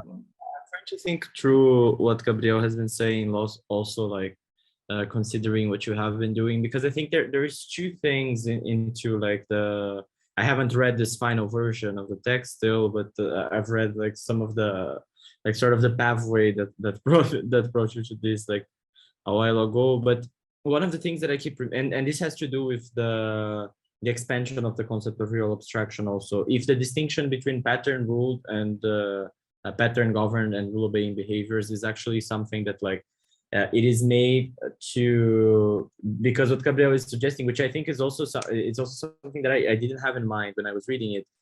It's something that might enlarge the concept, like might provide a good way of enlarging the concept of real abstraction, which would be qualitatively different than what we were like criticizing in Toscano, for example.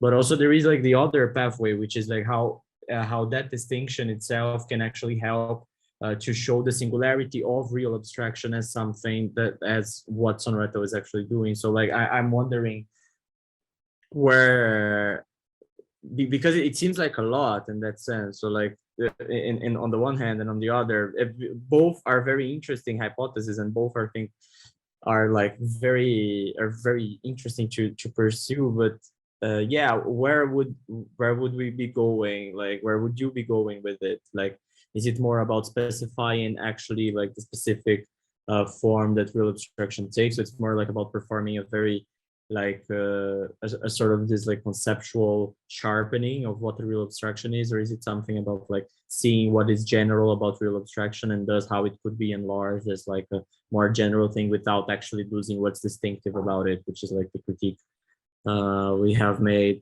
of like those previous attempts to enlarge in it. I don't know if I was clear, but yeah. This is for who? For you, I think, yeah. For me? Yeah. Okay. Yeah.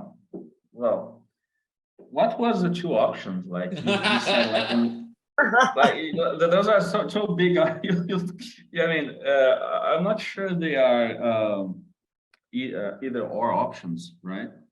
Yeah, I don't think they are exclusive, but there is like a question of focus in that sense of like what is it more about like enlarging the meaning of like what real abstraction could what real abstraction could be, like what the difference between rule obey and pattern.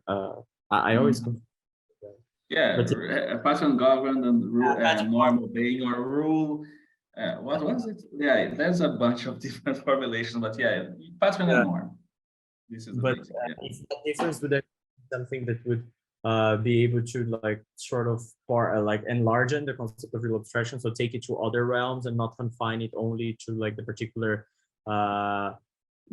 way that Sonretto does with like the exchange abstraction, or that like the similar reduction that like value form theorists do in a way, or if it would be something that would actually like help to define what's particular about that. So are we I don't know. Both, I think. I think to enlarge a little bit the concept would be to also be kind of obliged to flesh out what is distinctive about exchange abstraction. Like if you want to enlarge what real abstraction is in a certain sense, you would have to say like what's distinctive about exchange abstraction. Like otherwise you end up like with a very metaphorical. This is what I don't want, like to end up with a very metaphorical notion that there's abstractions everywhere, because as you know, like this is something important in what I've been doing for years now. Like for instance, that idea of, for instance, world making that comes from analytic philosophy, like Nelson Goodman and stuff. For instance, you have, of course, I would uphold that, for instance, our seeing as are informed by theoretical frameworks. I'm still upholding this kind of thing. But there's a difference. There's a very big difference between that and what happens behind our backs and, forms a certain circuit that is a circuit of action that impinges upon us. Like this is not like coming up with a epistemic framework that makes us see things in a certain way for certain purposes. like for instance, for science or for art or whatever. This is some other kind of thing. Like when I read Zonderhattel, this is different. This is other kind of thing, you see.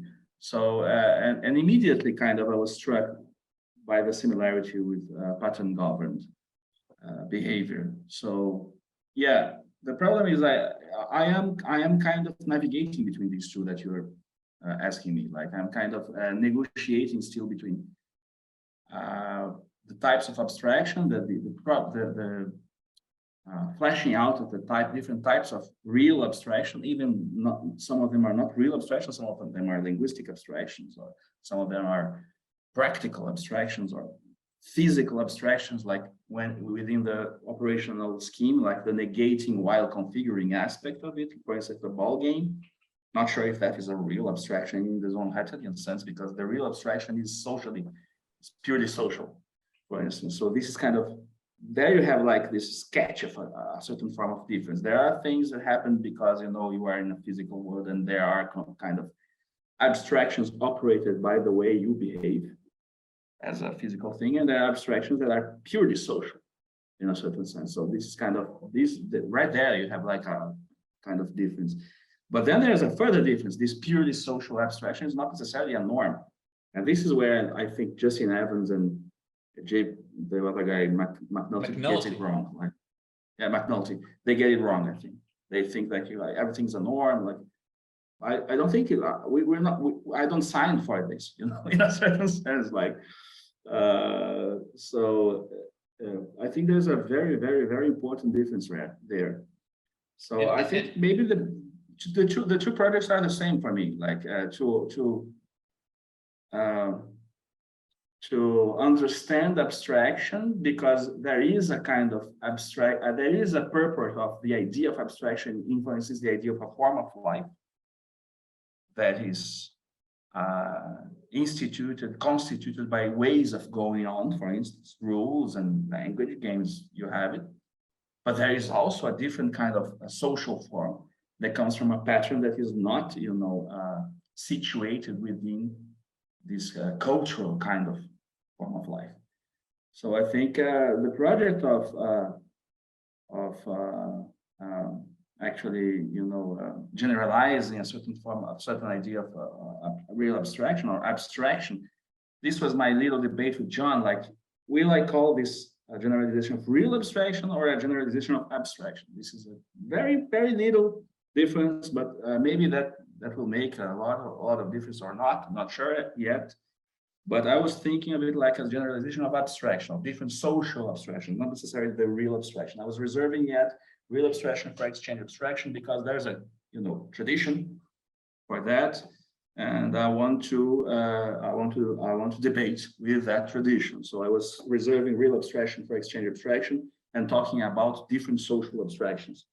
But this is more tactical. I'm not sure if this is I have to, you know, keep that decision. I don't think that's necessarily a final decision. But I think basically to generalize abstraction, you would have to, you know, describe the circuits and kind of come up with differences between the ways of, you know, these abstractions are operating. You know, can I just, say. Did I answer it? Sorry.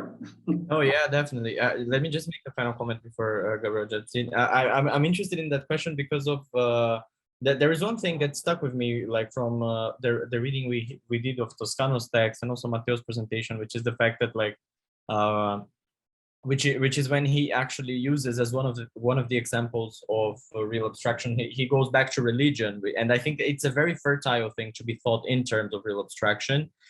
First, because it reveals something about the economy as such, like as a field. If you think about like the economy, there is a certain political theology, let's say, that binds together like both politics and capital, and also like religious motives in a way, and that's what I was asking about, because I think that it could be something very interesting to think from the perspective of your project, like for the future, and not merely to be like not to be confined to the exchange abstraction as such.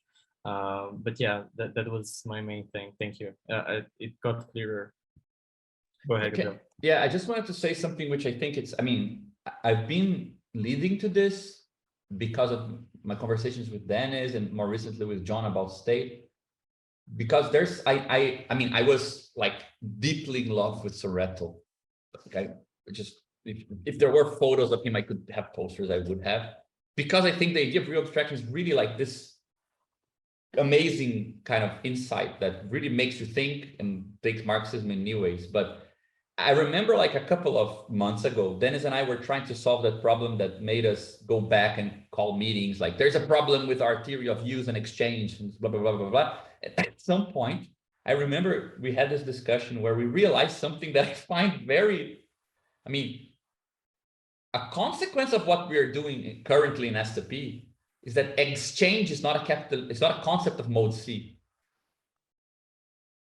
I find that really crazy. I never thought of that. Like, if do like an Einsteinian experiment where you're not in your position, but like on top of a ray of light. So imagine you're in the position of a commodity, okay? Exchanging hands does not exist for a commodity. Exchanging hands exists for proprietors of alienatable things. So the exchange, like the world of commodities sees commodities being combined into bundles that have more value and decomposed into smaller bundles that are recomposed through production. There's only production in a way. Reproduction in the sense that commodities keep their value, and production in the sense that they lose or gain through composition. Exchange, what Soreto calls an exchange act, is a composite of more than one mode, right? And I have the impression that first, there's almost nothing necessarily capitalistic about it. Like if you remove capitalism and just say, when you exchange two properties under the premise of consistent exchange spaces, that the value will remain equivalent, you enter into this paradox. It is so small, so contained, that it has the power to be converted into something idealized, that you can like say, how could something remain the same while being totally exchanged? Totally, like that act, that social practice, I feel it's the specific thing he calls a real abstraction, right? But the fact that like the example we use many times, like you're taking paper and turning it into an origami, and there is like a range of possible origamis that are the same origami for all intents and purposes, and everyone will see them as the same. And even if they don't see it as the same, there are other things that are connected to this that it counts as the same. Like that's even more of how capitalist abstractions work, like a fuzzy intuitionistic thing with like this range, you know, and within this range, this counts as the same value, you know, and other times like this imperceptible range, it's a really important difference, like 1 second and 10 seconds. Like, no, you need to do it in 1 second. Like, why isn't it the same? So capitalism as such, like proper, seems to explore abstractions that have this weird intuitionistic push and pull of resolutions. Whereas the one that Soreto explores, it is paradigmatic because it's that logic combined with classical, it's either this or that, right? So in a certain sense, two things follow from this. First, that his description of exchange is the description of a complex composite process, not a simple process. So that's already, I think, an interesting thing to think about. And second, that now you have two problems, because a process that is complex, at least in the way that we've been studying complexity recently, and I think Dennis will present this next week. No, in 2 weeks, right? I think next week is Rodrigo, if I'm not mistaken. But anyway, one of the ways we've been thinking about complexity is kind of situations that can be decomposed into two patterns. And each one of the two patterns of the same thing connects to different patterns separately. So you can't really kind of bring all of that together into a nice commutative triangle, whatever. And that's what's happening in the exchange and abstraction. There is one pattern which is property logic. There is another pattern which is intuitionistic, and they're not the same. And they're connecting to different kind of chainings of events and causes and consequences, right? Like the fact it's a classical thing is the thing that connects to abstractions concerning, no, this is mine now, right? This is not yours. which is total, just weird, crazy abstraction thing. And at the same time, the fact that it's either fluctuating in time, how much it is or not, and in that moment, you're abstracting from those fluctuations and saying it remains the same under this resolution of this exchange act. That has more to do with the intuitionistic thing. So there is two things happening: this tension between patterns and norms, and also the tension between norms that form a complex norm, kind of complex normative space that you cannot consider the two at the same time. They are not integratable, you know? So like, I think that there's a really weird kind of decomposition of the whole Sonretto thing. Like even the basic phenomena he wants to study, perhaps from our perspective, is not a simple one. It's a composite one even, right? I mean, I never thought about this, but I've been still kind of digesting the fact that from our perspective, like the example of capital. Yeah, it makes sense. Yeah. Yeah. It's a, just bringing a really weird kind of approach to it, to the table. Yeah, and I think it's interesting maybe to study it from the point of view of the connection between different modes at the same time. Like, what is how do they connect? Is it the fact that you have, as he calls it, practical solipsism, right? Like you have practical solipsism that defines the other kind of abstraction in a certain sense. Like you must have the practical solipsism and plus what in order to define mode C. You see, like define is that a bad word, like maybe filter things in order to mode C to appear, something like that. Because it's a kind of appearance, right? Like you're doing something that is very concrete, but then something else appears. Yeah. And the very concrete thing is the practical solipsism, but then something else appears. So it seems to have like a connection, like between the modes in that sense, in a very micrological sense there. Yeah. The way I was thinking about that, like after reading your text also, is that I also feel like it's almost like there is this kind of comedy of errors where what he calls practical solipsism these days sounds to me the fact that you're locked outside of what you're doing, right? Let's say you are a bee in that act. So you're not solipsism in the sense that it's happening inside of you, but in the sense that you're locked outside of your effective kind of the part of you which is actually being effective at that moment, which is doing the exchange. And when you try to live up to it, rather than arriving at that practice, you arrive at a different one, which is like the idealized logic of these abstractions in a more pure way. So like you feel like you're left outside, like this is doing something doesn't concern me, weirdly, which is like this weird subjective objective logic thing would be phenomenology. You could interpret it in this way, like I'm locked outside of the meaning of my actions. When you try to justify what you're doing, you're going to find you now have access to things which is not the world you're trying to get into. It's like a new thing that's kind of unconnected to it, like kind of escaped your control completely, like this leak, something's leaking that becomes this other thing. Yeah, I like that idea.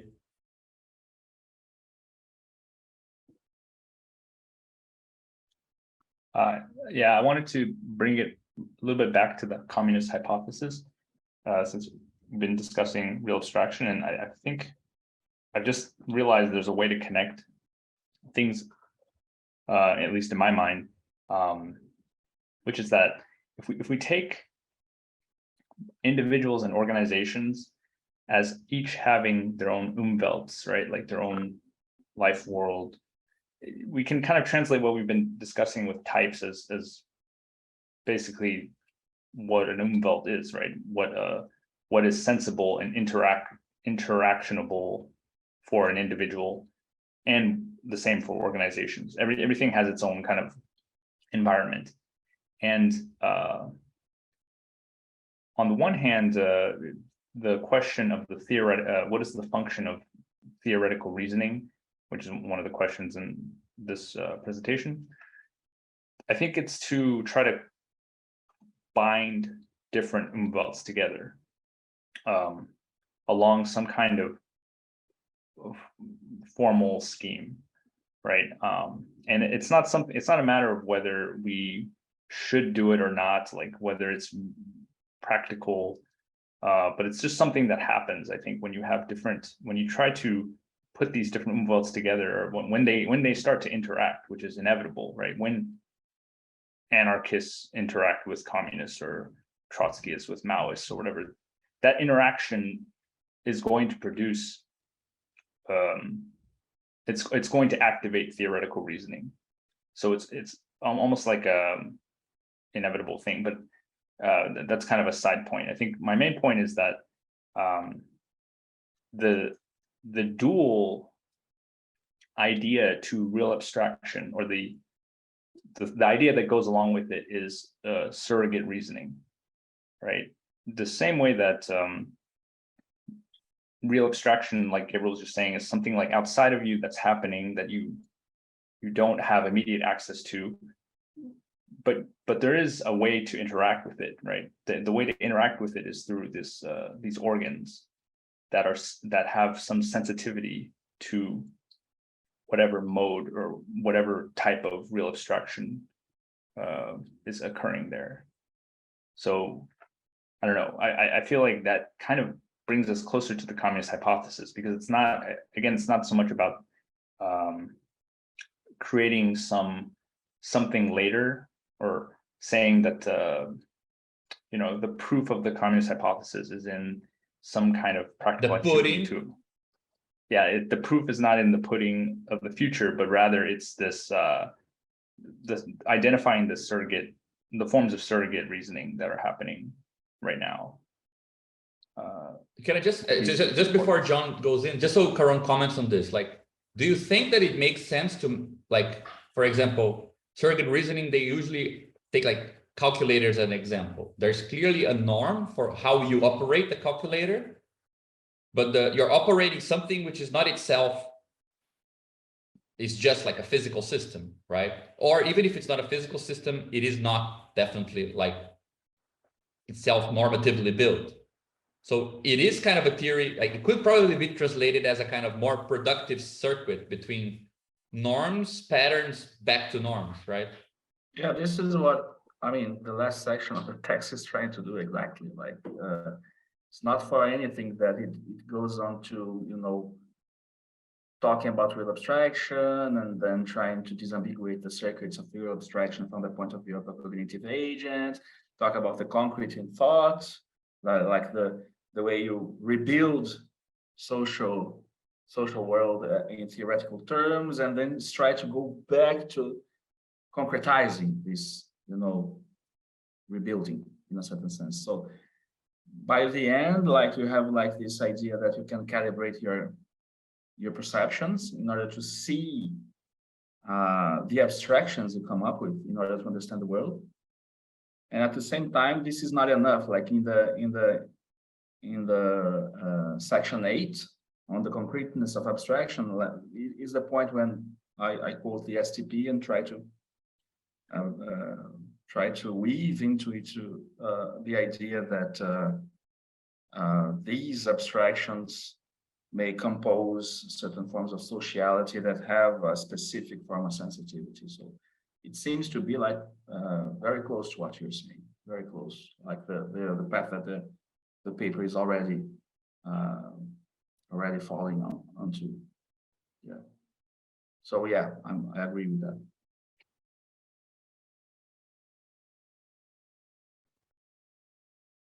Yeah, I really like that characterization, Dennis. I thought that was really nice. And that idea of like theoretical reason really being driven by the interaction of heterogeneities, I think is a really interesting launching point for a lot of practical questions.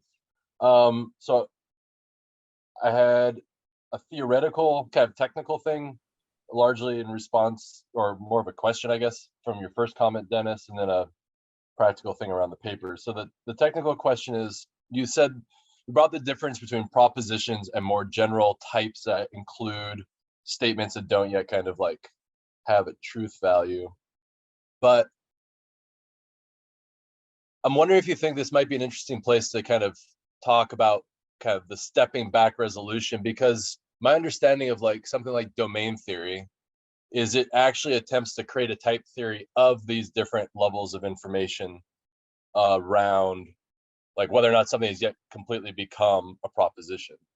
And I think historically we need to build a model, the building up of the infrastructure to do real abstraction, right? Like historically it doesn't just kind of, or maybe that's an assumption that needs to be brought up, but like to me it wouldn't make sense if it just kind of like pop up ready made.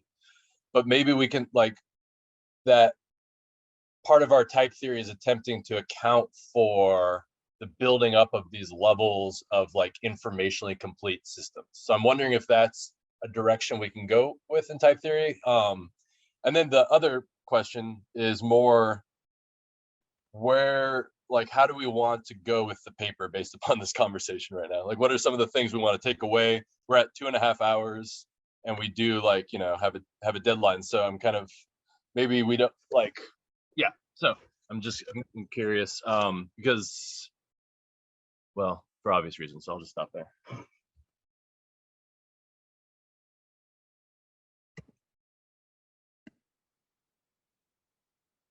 I think it's very curious. Just a side comment that I think that's it's very curious that what we are kind of advocating is not, you know, to wither real abstraction, as they say. It's much more like to make more robust and richer abstractions than, you know, to get rid of abstraction. Like it's kind of the imperative of, you know, value form theories all around, like most of them, like go back to use values or go back to immediate phenomenology or whatever, something like that. And it seems that I agree deeply with that point. Also the point that Dennis brought about, you know, the practical interaction demanding certain form of theoretical reasoning. This is why I'm so, you know, bothered sometimes with people that say, oh, this is too theoretical, or you shouldn't be thinking about that and this kind of thing.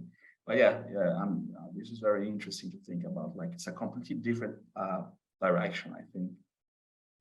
Even if you can build this on top of, you know, all the value form theory around and this kind of thing, but the conclusions are completely opposite in a certain sense. You don't need to get rid of abstractions. It's exactly the opposite. So yeah.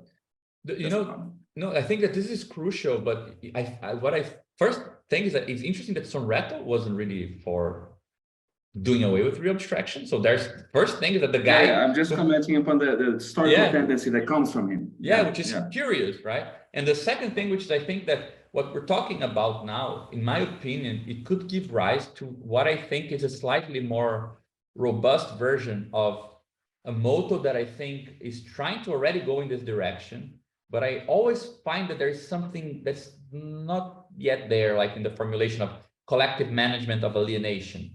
Because what you're aiming at is precisely that, like, how do you create social practices that take into account that there is this sort of mismatch and it can be productive, right?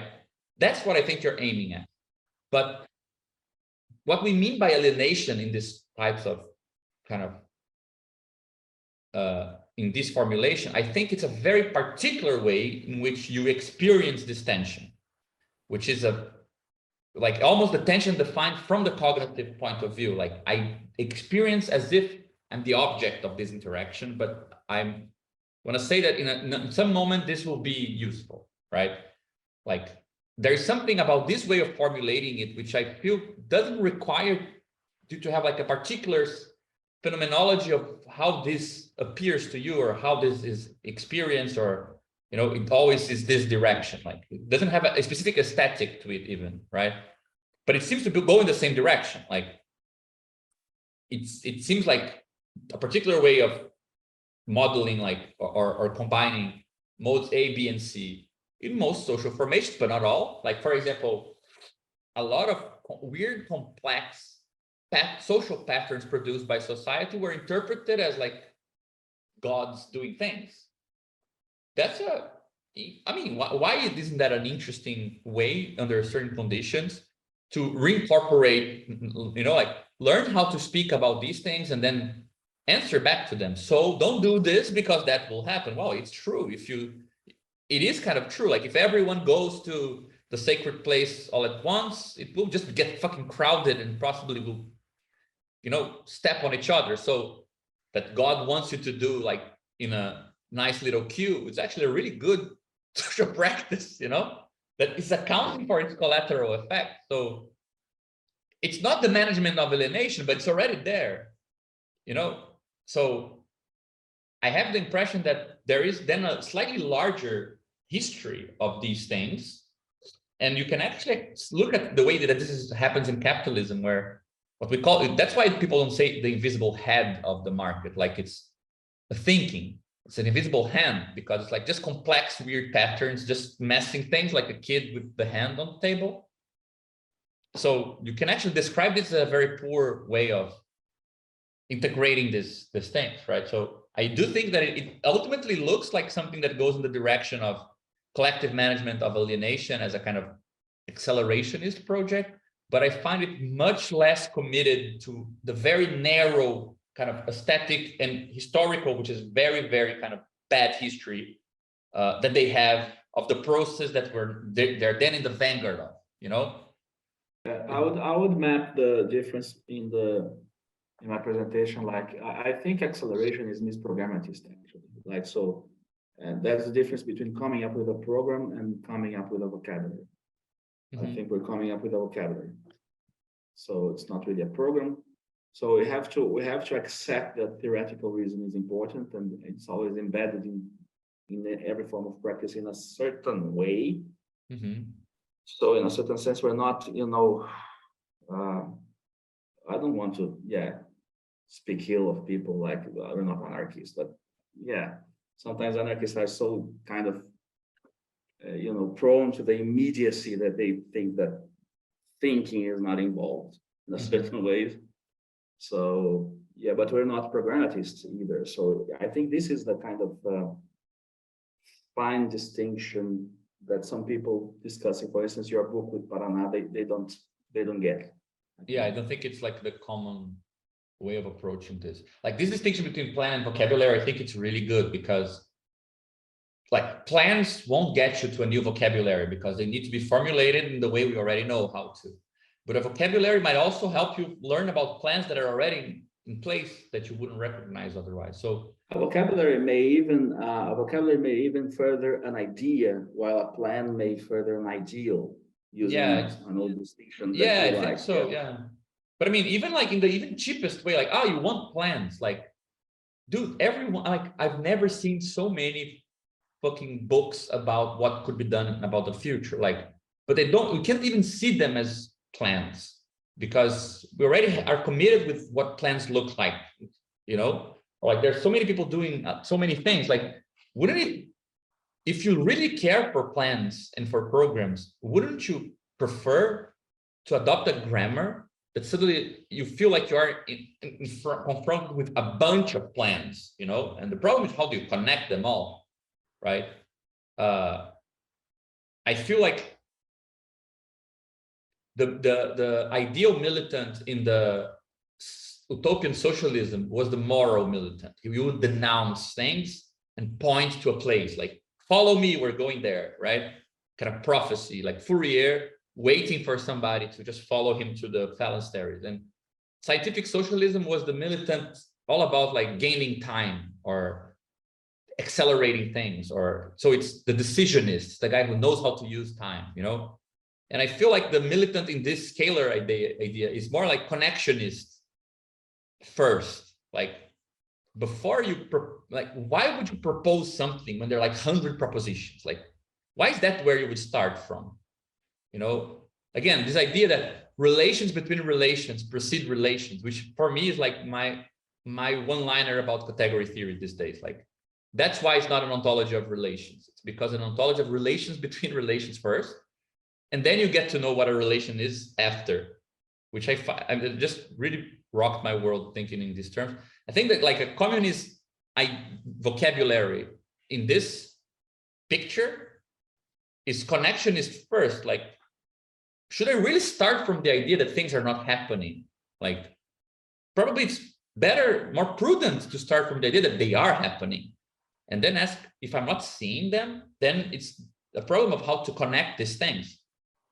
So that sounds like there is some kind of even like some image or some kind of interesting aesthetic problem to conceive of, like what is this particular like, you know, I think Fosso was a really good example of this. Like you spend more time connecting artists, you know, than doing your stuff, but that didn't seem like it was losing time or like it's just, you know what I mean? There is like an ethos of this. I feel like we do that a lot here as well. Yeah, it was exactly what I loved about Fosso, actually. Yeah. Like it's not really the shows that went on. No, it's like that relation of relations, exactly, that the way that the things came together, like, and Yeah.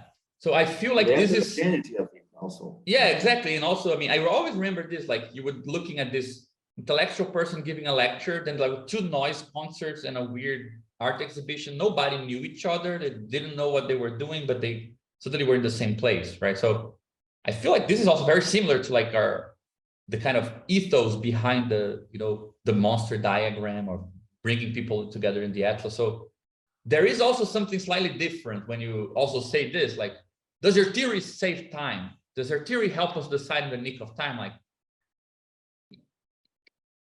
perhaps don't even start with that question. Like that question is kind of solved. Like people are deciding things all the time with many theories and many things. Like, but those things will not connect themselves out of the blue, and we don't have even the basic theory and vocabulary to look from that perspective. You know, I don't know. I definitely hear myself sounding very megalomaniac. Like, you know, the geist of the communist idea has changed, and we are in this new moment. But I don't feel like it. Like I think it explains more what we do than the other option. And it is the basis for how you get out of the Mark Fisher, Paulo Arantes temporal exhaustion paradigm, right? Yeah, it's true. The temporal paradigm is over, but that's not the last place where we have like concrete discontinuity in the world. We have discontinuity in space. One place can be different from another. And socialism kind of invested in that discontinuity a lot. Like it's a material instantiation of dialectics. Space is continuous and it can be discontinuous.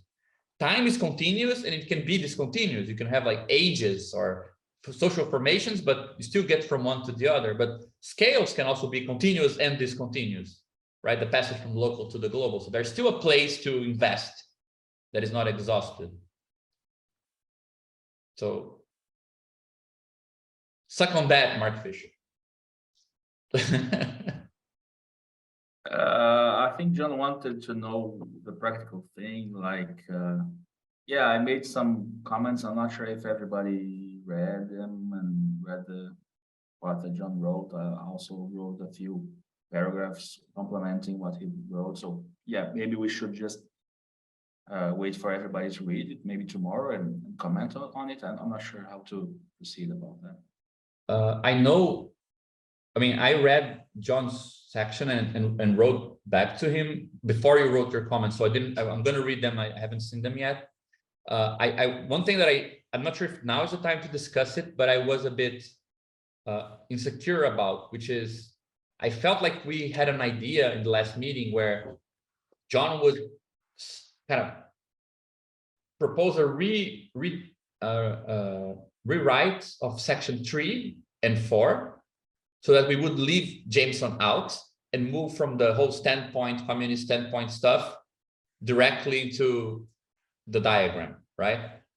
But I think reading his text, I understood that he preferred to go a different direction, where he left section 3 as it was and mixed section 4 and 5, inverting the order of introduction. He introduces organizational Trinitarianism first and then gets to the diagram later. I remember he said that correct me if I'm wrong, John, that the idea is that there is some kind of broader principle that has many applications, and then we funnel into what we are doing, right? I argue back that I felt like for people who are not theoretically informed in what we're doing, the benefit of the general might not be clear, and the clarity of social mediation, the example of schools and things like this could be like the immediate way in. But I'm sold on both, whatever you guys prefer. Renzo suggested afterwards that since John didn't change section 3, that we just move it to the end because it mentions communism and so on. We could rewrite it to address some of the things we talked about and add communist standpoints and communist hypotheses like close together. The text doesn't have a good conclusion anyway, so we could kind of help with that. And Renzo is working on a proposal for expanding section 2 to add that other thesis we felt like was missing. So I think that's where we are at right now. Maybe we should have like a read all of that and have like a meeting about that, perhaps, because Yeah, I think all this year. Yeah, I think the good idea is just to kind of probably message people and see like where they are at, since the person to be pretty much is just Renzo and I can just tell him when he's staying in my house. So I'll just let him know when he's back that we need to work on that. I'll let you guys know, and then we could schedule another meeting where we can all read everyone's. But I know we need to do it very soon anyway. But Yeah. Anyway, Jameson is back. I just put like two sentences about it. Jameson is back. If John is okay with my addition, my complementation, we'll see. I mostly the only reason I put in suggestion mode was because I wasn't even sure if we were going to vote on integrating it, so I didn't really want to like have people put all this time to something we might like just jettison at the end. So, and I mean, like some of Gabriel's comments, like I'm not really sold one way or the other at this point. The ordering, I mostly just cut out all the polemic stuff, and then also cut out a lot of the transcriptive idiot, the things that come up when you speak publicly that don't need to be there in an essay kind of stuff. Turn paragraph lists into enumerated lists and things like that. But I don't know. I mean, I guess for me, I haven't spent a lot of time reading Crisis and Critique, so I'm still, I look through the articles and they're not theoretical. It's like it's an interesting intersection of politics and theory. So I'm not sure. They are very theoretical, I think. Yeah, so I'm not convinced that like we're writing to a theoretically kind of uninclined audience. In fact, I got the sense that it was a lot of kind of people that had gone to theory for various organizing issues. So that was kind of my intuition. I think it was an idea that came up between us by the end of the meeting. I'm not sure. The whole process is a little muddy in my head now, but part of my thinking was just kind of laying out the principles, because again, for me, like I found the organizational interaction intelligibility kind of immediately and intuitively useful when we first introduced it, whereas I don't find the epistemic mediations immediately. Like that is what I think requires justification. You can look at almost any organizing experience. I think Renzo's presentation is a great example because he cut it up very nicely and neatly into those categories of interaction, composition, intelligibility. So my idea was like to kind of give these more intuitive categories based upon what is going to be written by Renzo and others in like section 2/3. It's still uncertain where the intro kind of third is going to go, it seems. So that it's kind of like we already have a bit of a picture set up about the problems of mismatch, revolt, and organization, this particular thing called the student occupation movement in Sao Paulo. And then we kind of say, so we introduce these three kind of like fundamental categories of organization or something. But again, like that's what made sense in my head at the time. I'm not convinced that that's the most intuitive way. I'm not really convinced one way or the other at this point. I'm just kind of like. But John, like there is a play by Brecht where these comrades are deciding if they expel this like infantile leftists or not from the group, and they decide something. I don't remember what they decide, but then in the description they say we decided this and this and this, and we only had 5 minutes. Like it changes everything that they only had 5 minutes. Like you felt like they were the most kind of like radical, tyrannical people, and then you say, okay, they had to make this decision on the go. And I feel like this should be part of it. Like we just trust your gut. Like if you went this way, let's roll with it, and we can make match in the future. Like, I don't think we should take like such a big step back and like this big discussion. Like, let's roll with it, and if we'll see what happens, right? But one thing that I mean, it's already late. I just wanted to mention, because one thing happened on Saturday, which is Friday and Saturday. We're going to talk about this at some point. Like, we got almost everyone from Brazil together. We presented our project to like some people, activists and random university students on Friday. And one thing that appeared while we were discussing the diagram of social mediations with the political body, that kind of helps to distinguish kind of revolutionary practice from kind of conservative, is the people ask, okay, what about reactionary? And it seemed like it's hard to find it in that diagram. Then in the next day, while we were having like this internal meeting here, I don't know who was speaking, but then I had this idea and talking to some people where, what about we create the dual of this diagram, that with all the action constraints, arrows inverted. And it looks like a diagram where the more the difference is produced between the two paths, the smaller the world becomes. It's like decomplexifying the world and removing you're moving from, let's say, KC, the world under capitalism, to a smaller part of that same world and dropping some parts out of it. Because rather than, let's say, trying to move from the smaller parts to the totality through mappings, that reductions that give us a larger picture, you're trying to actually reduce the large world to the smaller picture, right? So I wonder if we should give it a try of adding this to the paper, since there is like a place where we distinguish like political, quasi-political, or whatever practices, right? And we also introduce the diagram and only the difference between kind of political and social practices, where I feel like people, especially today with like right wings, right wing on the rise, or in power, really, people will ask, how do we, like, reactionaries are not just conservatives, like, where's the extreme right in all of this? And so if you guys think this is a good idea, I mean, I can either just write some stuff here, like draw it what we thought, or I could just try to put it into paper and you read it and let me know if you think it makes sense. What is the yes to? To writing something up. Like, that sounds so intuitively like excellent. And yeah, I mean, already this is just the thing. It's not, yeah, I actually sent it to Dennis like early in the morning when I first tried to sketch it out. It might not be good, but just like we did this diagram, right, with individuals, organizations, and you have the world here, right? And we had the body here. And the idea is that okay, I'm just gonna add it like this, like dotted lines for actions, right? So individuals act. Shit, now it's gonna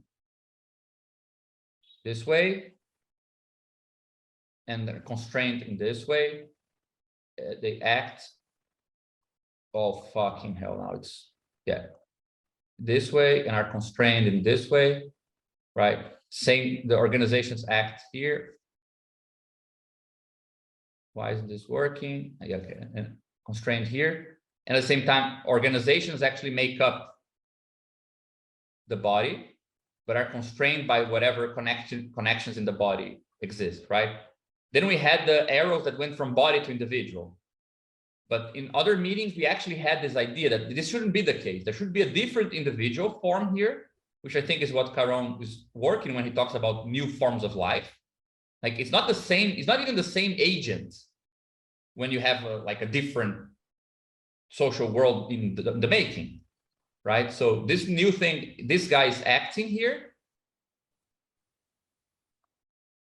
If the arrow allows me to draw, and is constrained in this way. And there is a different world here, which we can now call KB, where the body is the dominant thing. And the body acts here,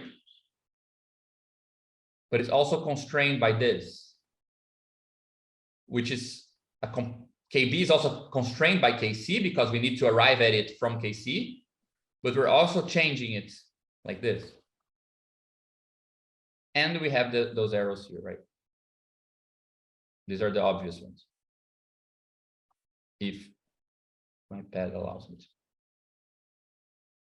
Right, so in this diagram, the dotted lines are actions. Yeah, and here you have the same thing. Dotted this way and not dotted this way, right? In this diagram, dotted arrows are actions, action spaces. Straight lines are constraints. And Renzo proposed, and I think Dennis also liked the idea that, let's say, reductions or mappings would be the difference between actions and constraints. I try to act, the world says nope. I learned something from the error margin kind of thing, right? So this would be the actions, this would be constraints, and this would be our reduction arrows. If you note something, you will see them just add a new color, that the kind of size of things, the mereology of things, follows the reduction. KB is larger than KC, and that's where the direction of the reduction, like KC is larger than O, includes O and includes I. KB includes B, right? KB also includes I.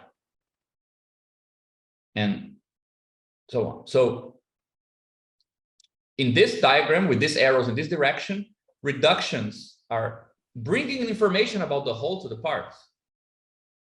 Now imagine that you're seeing the thing inverted, right? So by the Bogdanovian principle of relativity of action and reaction, we call this the constraints and this the actions, right?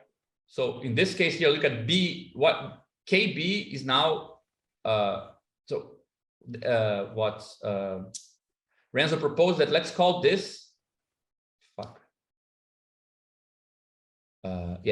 let's call this KC. This is a smaller version of KC. And you get like a little machine where, okay, does this work? Yeah. You are, the world acts on organizations that acts on individuals. Individuals constrain organization rather than act on them. And organizations constrain the world. So the world that is here is actually constrained by some larger thing. So it's a smaller version of it. And organizations are also constraining it. So you're reducing it. And ultimately, there is something about individuals and the actual existing individuals that is actually orienting that constraint, right? So this inversion, when you invert these arrows, you get like a reactionary reduction of the world. So if you had like KC like this, and we were looking at KB as something that would include like this generic subset here, you actually get like this smaller thing called KC prime, which has some, what Badiou calls an obscure body, right? Which is mediating this transformation here. And it looks like we can actually account for this reactionary process just by taking the dual of our diagram. So inverting these arrows, by consequence, this arrow is inverted, right? I don't need to map the world, complexity of the world to my size, because I'm going to use my size as the measure of the large world. Like Bolsonaro used to go to television and say, you know your kitchen. That's how the whole economy works, right? Like, you know the little thing. That's actually the form of the big thing, right? Which is the opposite of cognitive mapping. Like, how can I bring the properties of the big thing to the small thing? So yeah, I remember Jordan Peterson saying you should clean your room. Exactly, clean your room. That's what politics is all about, right? So, and it's nice because it is the same thing, right? you can have like this push and pull movement. So you have like a nice antagonism here. But yeah, this is what we were discussing today. I bothered Dennis with this earlier today. I'm not sure how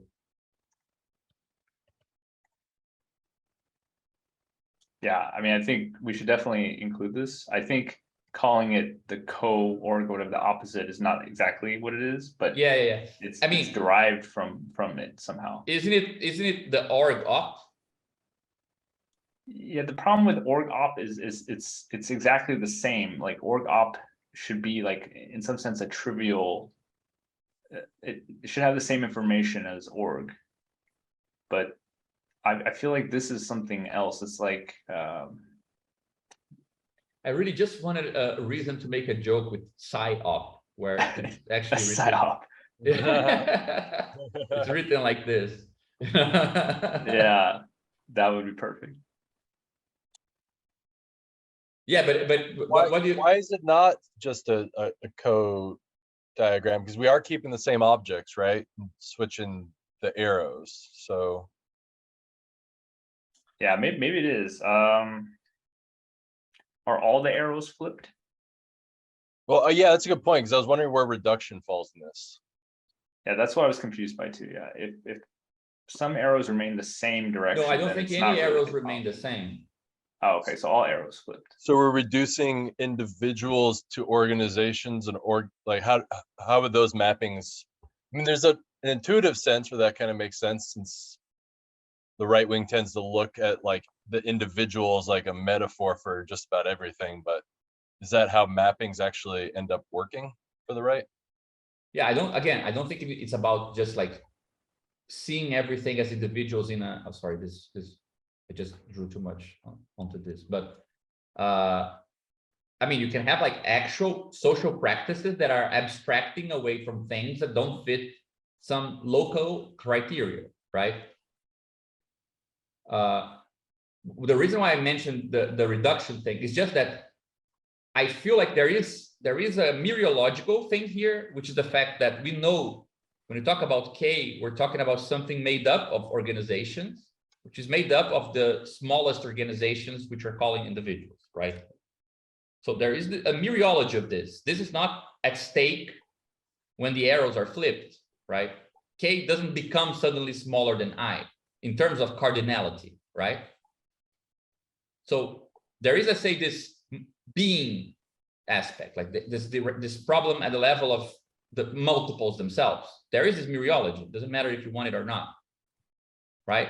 But when you have the regular graph, reductions are moving in the same direction because individuals are acting here and being constrained by this. So the differential is the reduction, right? It's always against the action.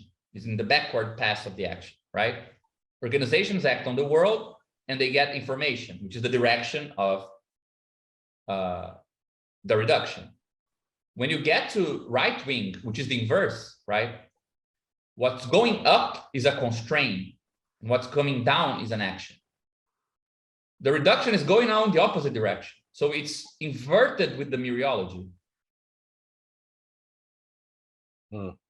That's really good. I think we should probably wrap up because yeah, everyone is leaving. But that's a really good concluding point, because it gives us a way to kind of account for the error of the rights. It's going exactly in the wrong direction. like where they are not doing epistemic mediations, right? Yeah, and why they can also feel good about saying just about anything. Yeah, and I mean, it's amazing that we actually give some very interesting meaning to, you know, these terms that are used like sometimes in weird ways about epistemicide, like as if it's a matter of not legitimating somebody's opinion, right? But from our logics of worlds point of view, there is actually mediations meant to make the world smaller, right? So that there's less things to know. So you can have like epistemological theory of right-wing politics as well. Yeah, anyway, I need to cook as well. Sorry for bringing this like in the last minute. I just felt like it's part of the paper somehow, right? Yeah, no, I think we should definitely think about how to incorporate it. it feels right. And yeah, Oh, I mean, I'm asking those questions too about reaction. So I think a lot of people yeah, definitely. sounds like. Okay. All right. Thanks everyone. Thanks JP for putting this together. That was really It great. was really amazing, man. See you guys.